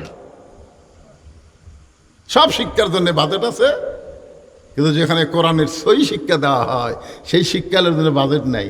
একজন মন্ত্রী মেয়া এমপি তো কয়েই দিল, কওমি মানে একটা গোষ্ঠী, আর কোনো গোষ্ঠীর জন্য আমরা বাজেট করি না।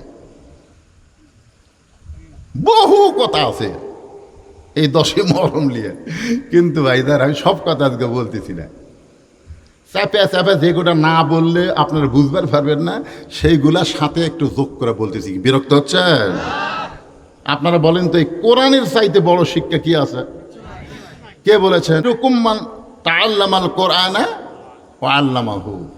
চিন্তা করে দেখেন, আর সেই শিক্ষার কোনো বাজেট 92% মুসলমানের দেশে নাই। একটু মনোযোগ দিয়ে শুনবেন। আল্লাহ বলেন, মুসা আমি আল্লাহ কেমন আছি যদি জানবার চাও তাহলে ফেরাউনের কাছে যাও, ইন্নাহু তাগা। মুসা নবী আল্লাহ কেমন আছে দেখার জন্য ফেরাউনের কাছে গেলেন। গিয়ে দেখেন ফেরাউন একটা সিংহাসনে বসে জিকির করতেছে, আনা রব্বকুমুল আলা, আনা রব্বকুমুল আলা, আমি হলাম সবচাইতে বড় আল্লাহ। মুসা চিন্তাত পড়ে গেল, তুর পর্বতে যার সঙ্গে কথা বলে আসলাম সেটা কে? আর এই যে বড় আল্লাহর দাবি করতেছে এইটাকে। হাতটা যখন চুলকানো শুরু করেছে, আল্লাহ বুঝবার পারছে যে মুসার চরে আজরাইলের চোখের মনি উল্টা যায়। সেই মুসা যদি একটা চল মারে ফেরাউন ডায়রিয়া হইয়া মারা যাবে। তোর এখন কথা ঠিক কি না? আল্লাহ বললেন, মুসা উদউ ইলা সাবিল রাব্বিকা বিল হিকমা, আমি আল্লাহ কেমন আছি দেখার জন্য তোমাকে বলেছি, এখানে মারামারি করার জন্য বলি নাই, হিকমত অবলম্বন করো। এবার মুসা বলতেছে লা ইলাহা ইল্লাল্লাহু মুসা কালিমুল্লাহ। সঙ্গে সঙ্গে ফেরাউন সিংহাসন থেকে দাঁড়িয়ে বলতেছে, রে মুসা, তোর আল্লাহর জিকির যদি করবার চাস তোর আল্লাহর জাগাত যা, আমার রাজত্বের মধ্যে তোর আল্লাহর জিকির চলবে না।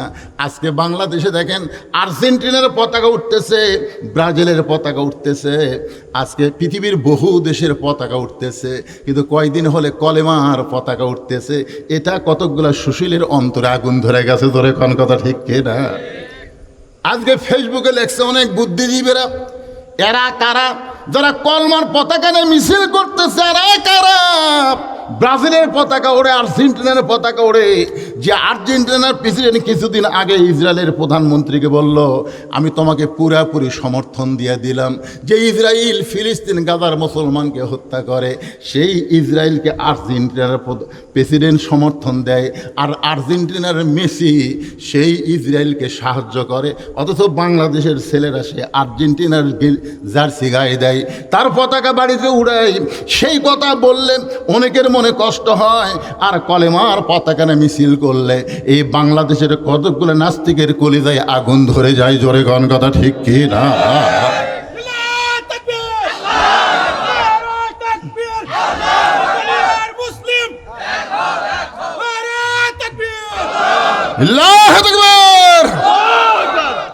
চিন্তা করে দেখেন, খালি বলতেছে লা ইলাহা ইল্লাল্লাহ মুসা কালিমুল্লাহ। ফেরাউন বুঝবার পারছে, লাভ দেয়, হে মুসা, তোর আল্লাহর জিকির করবো, তোর আল্লাহর জায়গা যা, আমার রাজত্বের মধ্যে তোর আল্লাহর জিকির চলবে না। মুসা বলতেছে ফেরাউন তাহলে বেটা দে, বেটা দে, তোর কতটুকু আল্লাহর কতটুকু বেটা দে। আপনাকে এলাকার যারা জমি বাঁটে এরকম আপনার কি কন? আমিন আমিন খন তো বাঁটেক, আমিন লেসে বাঁটেক, বেটা দে, তোর কর দে, আল্লাহর কর দে। আগে যেরকম কাজীপুর ওয়াজ করবার গেলি আমার কয়ে দিতে, হুজুর এরা কিন্তু নাসিমের এলাকা, হুজুর এরা কিন্তু নাসিমের এলাকা, এই এলাকার মধ্যে যান আবল তাবল বকেন না, মানে ওটা নাসিমক দিয়ে দিছে। আবার যখন ৭৭ এই সাইডে যখন আসবেন আপনার ওই বেড়ার দিকে যাবেন, হুজুর এটা টুকুর এলাকা, হুজুর বুঝাইছি না তো এলাকায় বাঁটাইলিছেন। হ্যাঁ, কার এলাকা? গোটা পৃথিবী কার? কথা কর না গা। 10ই মহরমের শুনবেন মাথা নিচু থুয়া কেবল আসতেছে, কারবালার ঘটনা আসতেছে, মাথা এটা টান টান করা লাগবে, নিচু থুবেন। সাইদুস শাহাদা চিন্তা করতে হবে। আল্লাহ রাসূল খুতবার মধ্যে কিয়ামত পর্যন্ত প্রত্যেক দিন, আজকে জুমার দিনে সানি খুতবায় আপনাদের শোনায়নি, সাইয়্যিদুশ শাবাবে আহলিল জান্নাহ, জান্নাতি যুবকদের সর্দার হবে 2 জন, হাসান হোসেন রাদিয়াল্লাহু তাআলা আনহুমা। শোনেননি আপনারা? শোনেননি? তো জান্নাতের সর্দার হবে তারা যদি বাতিলের সঙ্গে আপোষ না করে। আপনি কি মনে করেন সর্দার যদি আপনাকে টিক না দেয় আপনি জান্নাতে যেতে পারবেন? হ্যাঁ, এই জন্য একটু মাথা খাড়া করেন। আমাকে তুলে দিলে, যদি কে তুলে দিত 10টায়, আমি কে 12টায় ওয়াজ শেষ করতাম, কিন্তু একটু দেরি করে তুলে দিচ্ছে। একটু দেরি হলে অসুবিধা কি? অসুস্থ মানুষ কথা বলতেছি, গুরুত্বপূর্ণ কথা সবসময় আসেও না, আল্লাহ আনতেছে যখন। এখন মুসা নবী বলতেছে বাঁটা দে, ফেরাউন বলতেছে ধর, মানে হাতত শক্তি আছে, ক্ষমতা আছে, বুঝতেছেন না, ধর। মুসা বলতেছে আল্লাহ ধরব, আল্লাহ কয় দৌড়ায়। উদউ ইলা সাবিলি রাব্বিকা বিল হিকমাত মাউইজাতিল লিল হাসানা। আল্লাহ বলে মুসা রে দৌড় দে। মুসা বলতেছে আল্লাহ তুমি আমাকে যেই শক্তি দিয়েছো সেই শক্তি ইমানের বলিয়ান হয়ে ওই বাতিলের সঙ্গে কিন্তু আমি লাগতে পারি। আল্লাহ বলে এই মুহূর্তে তোকে দৌড়াতে বললাম, তুই দৌড়া। মুসা বলতেছে আল্লাহ জনগণ ভাববে। মুসা ফেরাউনের ভয়ে দৌড় দেয়। আল্লাহ বলে মুসা রে জনগণ কি ভাবলো সেটা পরের কথা, আল্লাহর হুকুম পালন করো। আমাদের নবী মক্কা থেকে মদিনায় হিজরত করেছিল, মক্কার অনেক কাফেররা বলেছিল কাফেরদের ভয় মুসলমানের নবী মক্কা থেকে মদিনায় পালায় গেছে, কিন্তু আমাদের নবী কিন্তু পলায় যায় নাই। আমাদের নবী মক্কা থেকে মদিনায় আল্লাহর হুকুমে হিজরত করেছে। জোরে কার কথা ঠিক কিনা? মুসা নবী দৌড়াই, ফেরাউন সাঙ্গ পাঙ্গ নিয়ে দৌড়াই। দৌড়াইতে দৌড়াইতে 10ই মহরম তারিখে আল্লাহ বললেন মুসা দৌড়া। মুসা বলতেছে আল্লাহ সামনে সাগর দিকে, আর কেমনি দৌড়াই? আল্লাহ বলে তাহলে থেমে যা। 3 দিক থেকে ফেরাউন সাঙ্গ পাঙ্গ নিয়ে বলে মুসা এখন কি করবি? আমাদের দিকে আসলে আমরা হত্যা করব, আর সামনে তোর সাগর, তুই কি সাঁতরাবার পারবি? নাসরুম মিনাল্লাহি ওয়া ফাতহুন কারীব ওয়াবাশশিরিল মুমিনিন হাসবি আল্লাহু নিমাল ওয়াকিল ওয়া নিমাল মাওলা ওয়া নিমান নাসির। আল্লাহ বলেন মুসা হাতের লাঠি দিয়ে আঘাত কর। আঘাত করলে 12টা রাস্তা হয়ে যায়। ওই 12টা রাস্তা হয়ে এক রাস্তা দিয়ে মুসা নবী তার সঙ্গীদের নিয়ে যখন গেলেন, ওই যখন ফেরাউন যাবার চাই 10ই মহরম তারিখে, ফেরাউনকে আল্লাহ ধ্বংস করে দেয়। ইহুদির সর্দার বলতেছে আমাদের নবী মুসা নবীর বিজয় হয়েছে 10ই মহরম তারিখে, আর ফেরাউন ধ্বংস হয়ে গেছে। এই কারণেই আমরা এই মহরমের রোজা রাখি, 10 তারিখে আমরা রোজা রাখি। আল্লাহ রাসূল বললেন তোমাদের চাইতে মুসা নবী আমার আপন ভাই, তার জন্য আমরা 10ই মহরম তারিখে রোজা রাখবো। সাহাবীরা রে এবার 10ই মহরম তারিখে তোমরা রোজা রাখো। আল্লাহ যদি আমাকে হায়াত দেয়, যদি সামনে আমি সুযোগ পাই, তাহলে আমরা 2টা রোজা করব। কারণ ইহুদিদের সঙ্গে মিল রেখে আমাদের চললে হবে না। মান তাসাব্বা বিকওমিন ফাহুয়া মিনহু, কাউকে অনুসরণ করা যাবে না, বরং তারা করবে একটা, আমরা করব 2টা, হয় 9, 10, না হয় 10, 11। এই হলো মহরমের আশুরার তাৎপর্য, রোজা রাখার। বাজানগো এই রোজার আল্লাহ রাসূল রেখেছেন, আপনারাও রাখবেন। এই রমজানের রোজার পরে সবচাইতে গুরুত্বপূর্ণ রোজা হলো এই আশুরার 2টা রোজা। বলেন সুবহানাল্লাহ। এখন নবী দুনিয়া থেকে চলে যাওয়ার 63 বছর পর, কত বছর পরে এই 10ই মহরম তারিখ, খুব খেয়াল করে দেখবেন অল্প সময়ের মধ্যে বলতেছি, হোসাইন রাদিয়াল্লাহু বসে আছে। ইতিমধ্যে ইয়াজিদের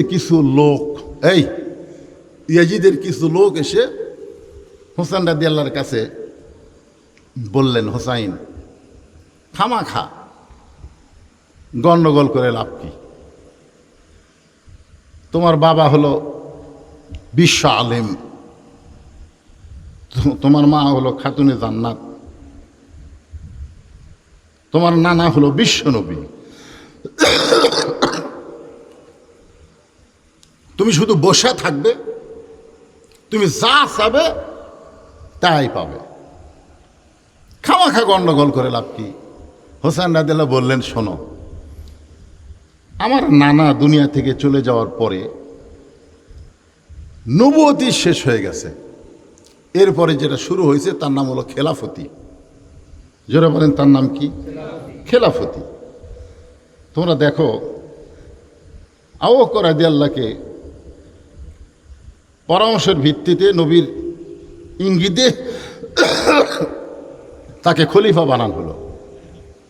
আবু বকর রাদিয়াল্লাহু দুনিয়া থেকে বিদায় নেওয়ার পরে সকলে পরামর্শ করে হযরত ওমর ফারুককে খেলাফতের দায়িত্ব দেওয়া হলো। ওমর ফারুক যখন দুনিয়া থেকে বিদায় নিল, তখন ওসমান রাদিয়াল্লাহু খলিফা হলেন পরামর্শের ভিত্তিতে। এরপরে আমার বাবা খলিফা হলো। তোমরা এখানে দেখো, আবু বকর রাদিয়াল্লাহু যখন দুনিয়া থেকে বিদায় নিলেন, বিদায় নেওয়ার আগে তার ছেলে, উপযুক্ত ছেলে ছিল আব্দুর রহমান।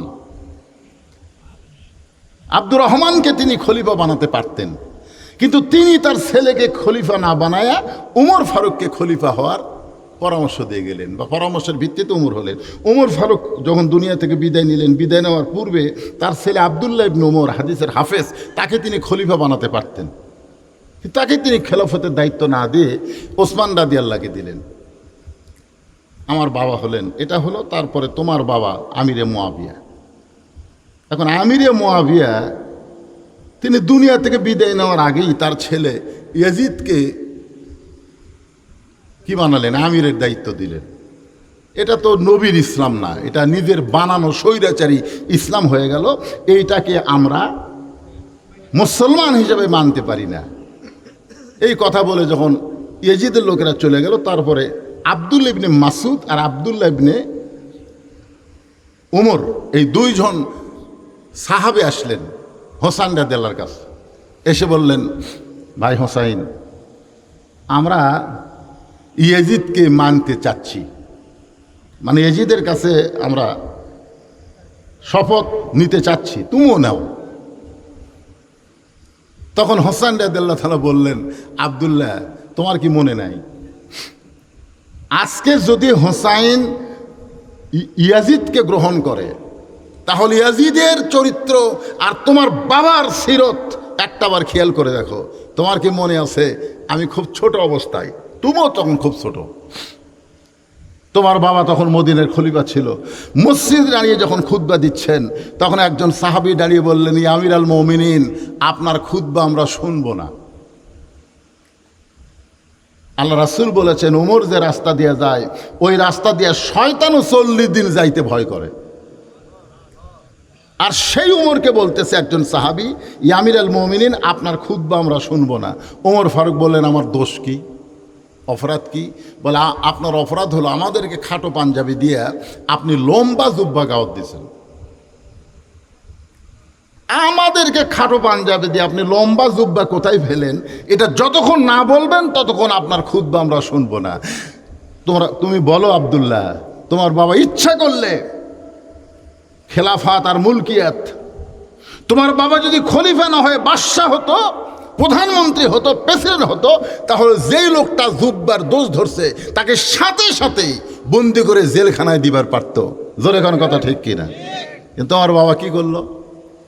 চোখের পানি বের করে যখন কান্না শুরু করে দিল, এমন সময় তুমি আব্দুল্লাহ, হোসেন বলতে তুমি তোমার বাবার সামনে গিয়ে বললেন, রে নবীর সাহাবীরা, আমার বাবার জুব্বা লম্বা দেখে তোমরা আমার বাবার খুতবা বন্ধ করে দিয়েছ, কিন্তু তোমরা তাকায় দেখো, তোমরা খাটো পাঞ্জাবি হলেও তো নতুন পোশাক পরে নামাজ পড়তে আইছো, কিন্তু আমার দিকে তাকায় দেখো, আমার পরনে কোনো নতুন কোনো কাপড় নাই।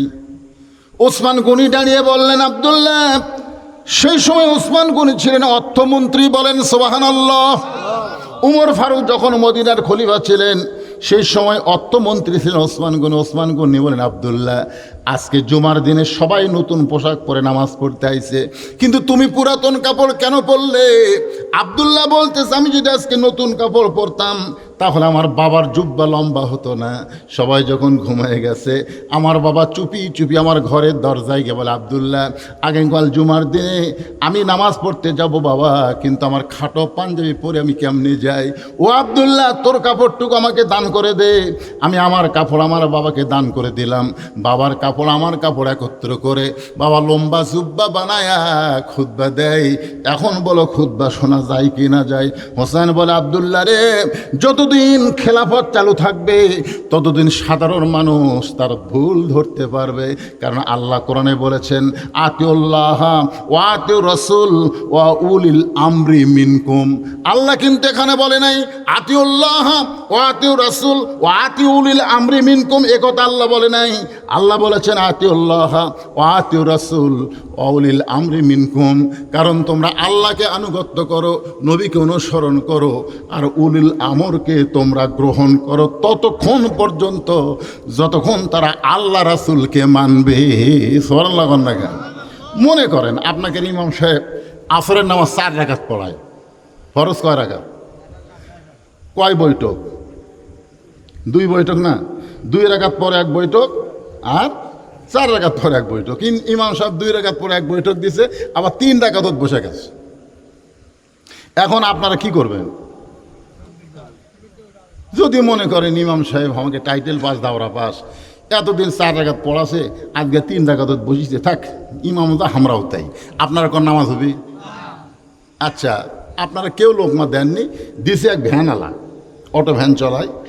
উনি আবার চিন্তা করছে কে নামাজের বৈঠক তো 2 রাকাত পর পর, তা হুজুর যে 2 রাকাত 1 রাকাত পর দিল, উনি লাভ দেয় আল্লাহু আকবার। ইমাম সাহেব বলতেছে, তুই যতই লোকমা দে আমি উঠবো না, আমি 41 সালের আগে উঠবো না। এই মনে করে ইমাম সাহেব বসায় আছে, মানে নেতা বসায় আছে। এখন আপনারা বলেন তো মুসল্লি কার পক্ষে যাবেন? ওই যে বসে আছে স্বৈরাচারী ইমামের পক্ষে না ভ্যানালার পক্ষে? কেন যাবেন? কারণ ভ্যানালা যেটা করছে এটা আল্লাহ রাসূলের অনুসরণ করছে, আর ইমাম যেটা করছে এটা হলো স্বৈরাচারী। হোসাইন যেটা করবে সেটা হচ্ছে আল্লাহ রাসূলকে অনুসরণ করবে, আর ইয়াজিদ যেটা করতেছে এটার নাম হলো স্বৈরাচারী। হোসেন বলতেছে, আমি স্বৈরাচারী মানবো না, আমি আমার নানার ইসলামকে মানবো। বলতেছে, কুফার লোকেরা তোমাকে বলতেছে ওরা কিন্তু তোমার সাথে বিশ্বাসঘাতকতা করতে পারে। হোসেন বলতেছে, আমার নিয়ত ভালো, আর নিয়তের উপরে আল্লাহ তাআলা রেজাল্ট হয়। জোরে কোন কথা ঠিক কি না? কারবালার প্রান্তরে কঠিন একটা ঘটনা ঘটে গেল। এই ঘটনায় হোসেন রাদিয়াল্লাহু দুনিয়া থেকে বিদায় হয়ে গেলেন। এই বিদায় হওয়াটা তারিখ হিসাবে 10ই মুহররম পড়ে গেল। এখন মুসলমানেরা চিন্তা করে 10ই মুহররমের যত ঘটনা সব ঘটনা হলো শান্তির, কিন্তু কারবালার ঘটনা হলো কষ্টের। আসলে কারবালার ঘটনা কিন্তু কষ্টের না। আমি একটা দৃষ্টান্ত দেই। একজন লোকের নাম হলো মীর কাসেম আলী। লোকটার নাম কি? মীর কাসেম আলীকে উকিল বলতে, স্যার আজকে রাত 12টায় আপনার ফাঁসি হবে। মীর কাসেম আলী বলতেছে, এখন কয়টা বাজে? উকিল বলতে, স্যার আপনার কাছে তো ঘড়ি নাই, এখন বাজতেছে 9:30। তো মীর কাসেম আলী বলতেছে, আলহামদুলিল্লাহ। বোঝার জন্য বলতেছে, একটু মনোযোগ দেন, হোসেন রাদিয়াল্লাহু কারবালা, আলহামদুলিল্লাহ। উকিল বলতে, স্যার আপনি পাগল নাকি? রাত 12টায় আপনার ফাঁসি হবে, 9:30 বাজতেছে, 2.5 ঘন্টা পর, আপনি আল্লাহর শুকর আদায় করতেছেন কেন? মীর কাসেম আলী বলতেছে, উকিল এখন অনেক সময়, 2.5 ঘন্টা মানে কি অনেক সময়, খামাকাছে এতন থেকে লাভ কি?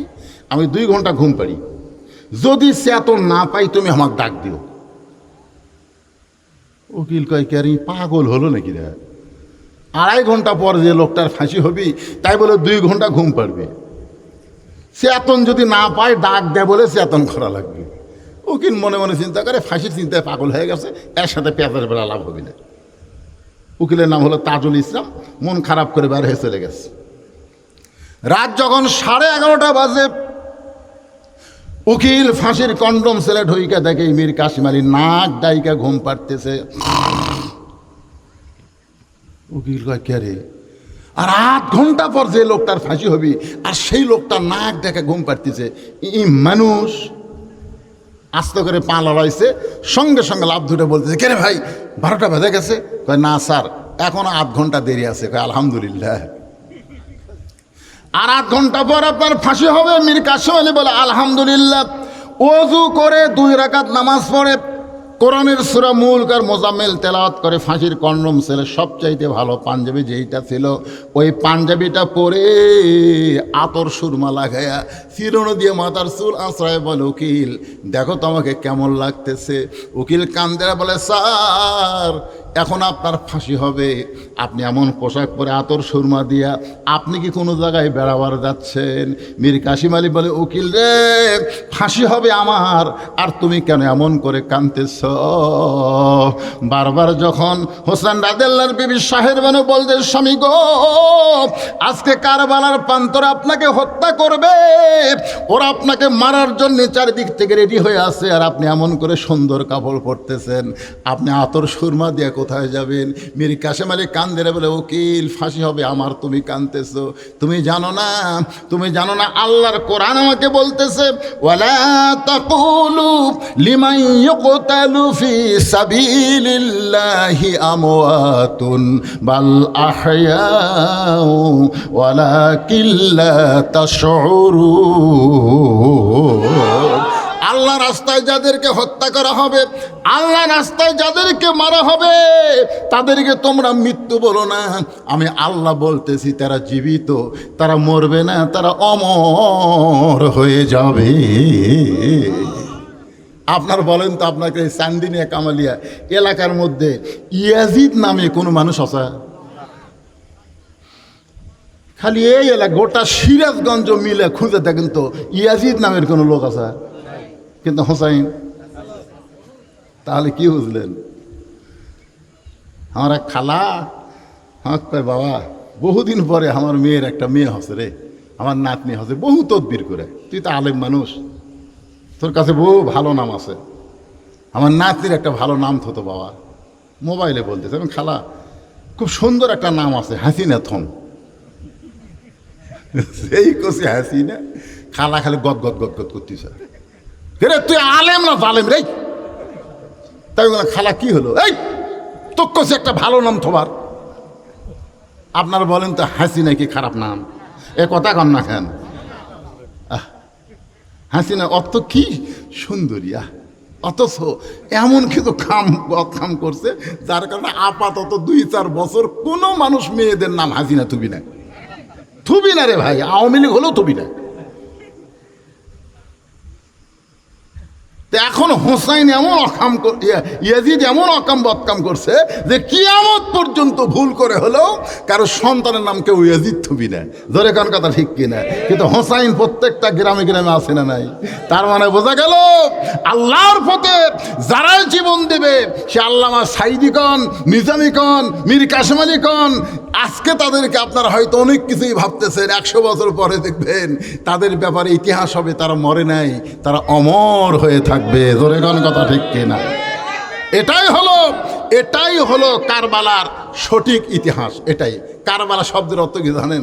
এটা আরবি শব্দ, কারিফ মানে নিকটে, বালা মানে বিপদ, কারিবুল বালা বিপদ অতি নিকটে, ইন্না লিল্লাহি ওয়া ইন্না ইলাইহি রাজিউন, আমাদেরও মৃত্যু অতি নিকটে।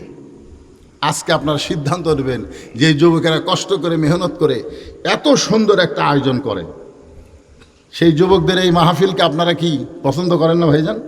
প্রতি বছর করুক, এটাকে আপনারা চান না?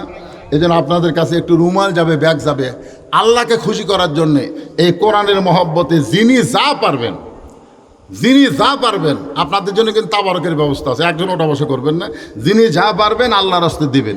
আর যদি কেউ মনে করে হুজুর আপনি মুসাফির মানুষ, অসুস্থ মানুষ, আপনার হাতে আমরা কিছু দিয়ে আমরা দোয়া নিবার চাই, তাহলে আমার হাতেও দিতে পারবেন, 500 টাকা 1000 টাকা, যিনি যা পারবেন হাতে দেন। আর ওই ব্যাগের মধ্যে ব্যাগ দাও, বাবা ব্যাগ দাও, মহিলা প্যান্ডেলের মধ্যে আমার মায়েরাও ব্যাগ দিবেন, আমি দোয়া করে দেবো আল্লাহ আমার প্রত্যেকটা মায়েদেরকে আল্লাহ যেন মা ফাতেমার সঙ্গে কবুল করেন। মা ফাতেমারই সন্তান হন হোসাইন, মা হাসান মা ফাতেমার সন্তান। সেই মা ফাতেমা ছিলেন পর্দানিশী। আল্লাহ রাসূল বলেছেন আমার ফাতেমা হবে জান্নাতি নারীদের নেত্রী। মাশাআল্লাহ। আল্লাহ তোমার একজন ভাইজানের নাম কি? নামের দরকার নাই। 1000 টাকা আল্লাহ 10ই মহরমকে উপলক্ষ করে 1000 টাকা নগদে দান করেছে। আল্লাহ তার দানকে কবুল করেন। তার বাপ মা আপনজন যদি কবরে যায়, এই দানের ওসিলায় কবরকে জান্নাতের টুকরা বানায় দেন। জোরে বলে আমিন। ভাইজান, এরকম যদি কেউ থাকেন যে হুজুর আপনার হাতে 500 টাকা 100 টাকা 200 টাকা এরকম যদি পারেন, আল্লাহর রাস্তায় দিবেন। ব্যাগের মধ্যে দিবার গেলে মিন শাররিল ওয়াসওয়াসিল খান্নাস, শয়তান বলবে ছোট লোড দে, ছোট লোড দে। আছে কিন্তু 500 টাকা 200 টাকা 100 টাকা 10 টাকা, আপনার মন কি বলবে? 10 টাকা দে, 10 টাকা দে। কিন্তু আপনি যেটা দিবেন এটাই আপনার কিন্তু জান্নাতের অ্যাকাউন্টে, আর যেটা দিবেন না এটা দুনিয়ার অ্যাকাউন্টে। দুনিয়ার অ্যাকাউন্টে টাকার কোনো গ্যারান্টি নেই। আর যেটা দান করবেন এটা জান্নাতের অ্যাকাউন্টে, আল্লাহ গ্যারান্টি দিয়ে জান্নাত দিয়ে দেবে। আর সাদাকাতু তারুদ্দুল বালা, বালা মুসিবত অসুখ বিসুখ ব্যারাম বেদি এরকম কেউ যদি থাকেন। একজন ভাই এই মাহফিলেরই সদস্য অসুস্থ, নাম কি তার? অসুস্থ আব্দুল আলিম অসুস্থ। আমাকে আগেই বলেছে হুজুর আব্দুল আলিমের জন্য একটু প্রাণ খুলে দোয়া করবেন। সবার জন্য দোয়া হবে ইনশাল্লাহ। এই মাহফিল কমিটির যারা সদস্য তোমরাও দাও বাবা, তোমরাও তো দান করো। তোমরা দান না করলে তার মাহফিল হবে না। তোমরাও একটু দেখাও, জনগণ দেখুক যে তোমরাও দান করো। হ্যাঁ, মাহফিল কমিটির সভাপতিকে মাহফিলেই যারা করতেছে যুবকদের প্রধানকে সবাই মিলে করা হয় এরকম নাই, সবাই আমরা একত্র হয়ে করি। তার মধ্যে কারো উপর দায়িত্ব নেই, সবার দায়িত্ব এক। মাশাআল্লাহ, লিখিত দায়িত্ব নেই, সবাই মিলেমিশে করে। এটা বিশাল একটা আল্লাহর রহমত। একটু জিকির করেন লা ইলাহা।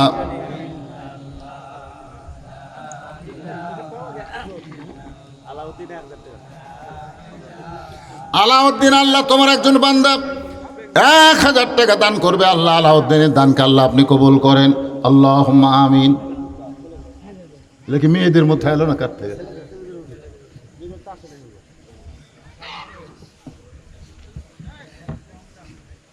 আমার মায়েদের মধ্যেও বিশ্বস্ত লোক যাবেন, বিশ্বস্ত লোক। মায়েরা আল্লাহর রাস্তায় আপনারাও দান করবেন।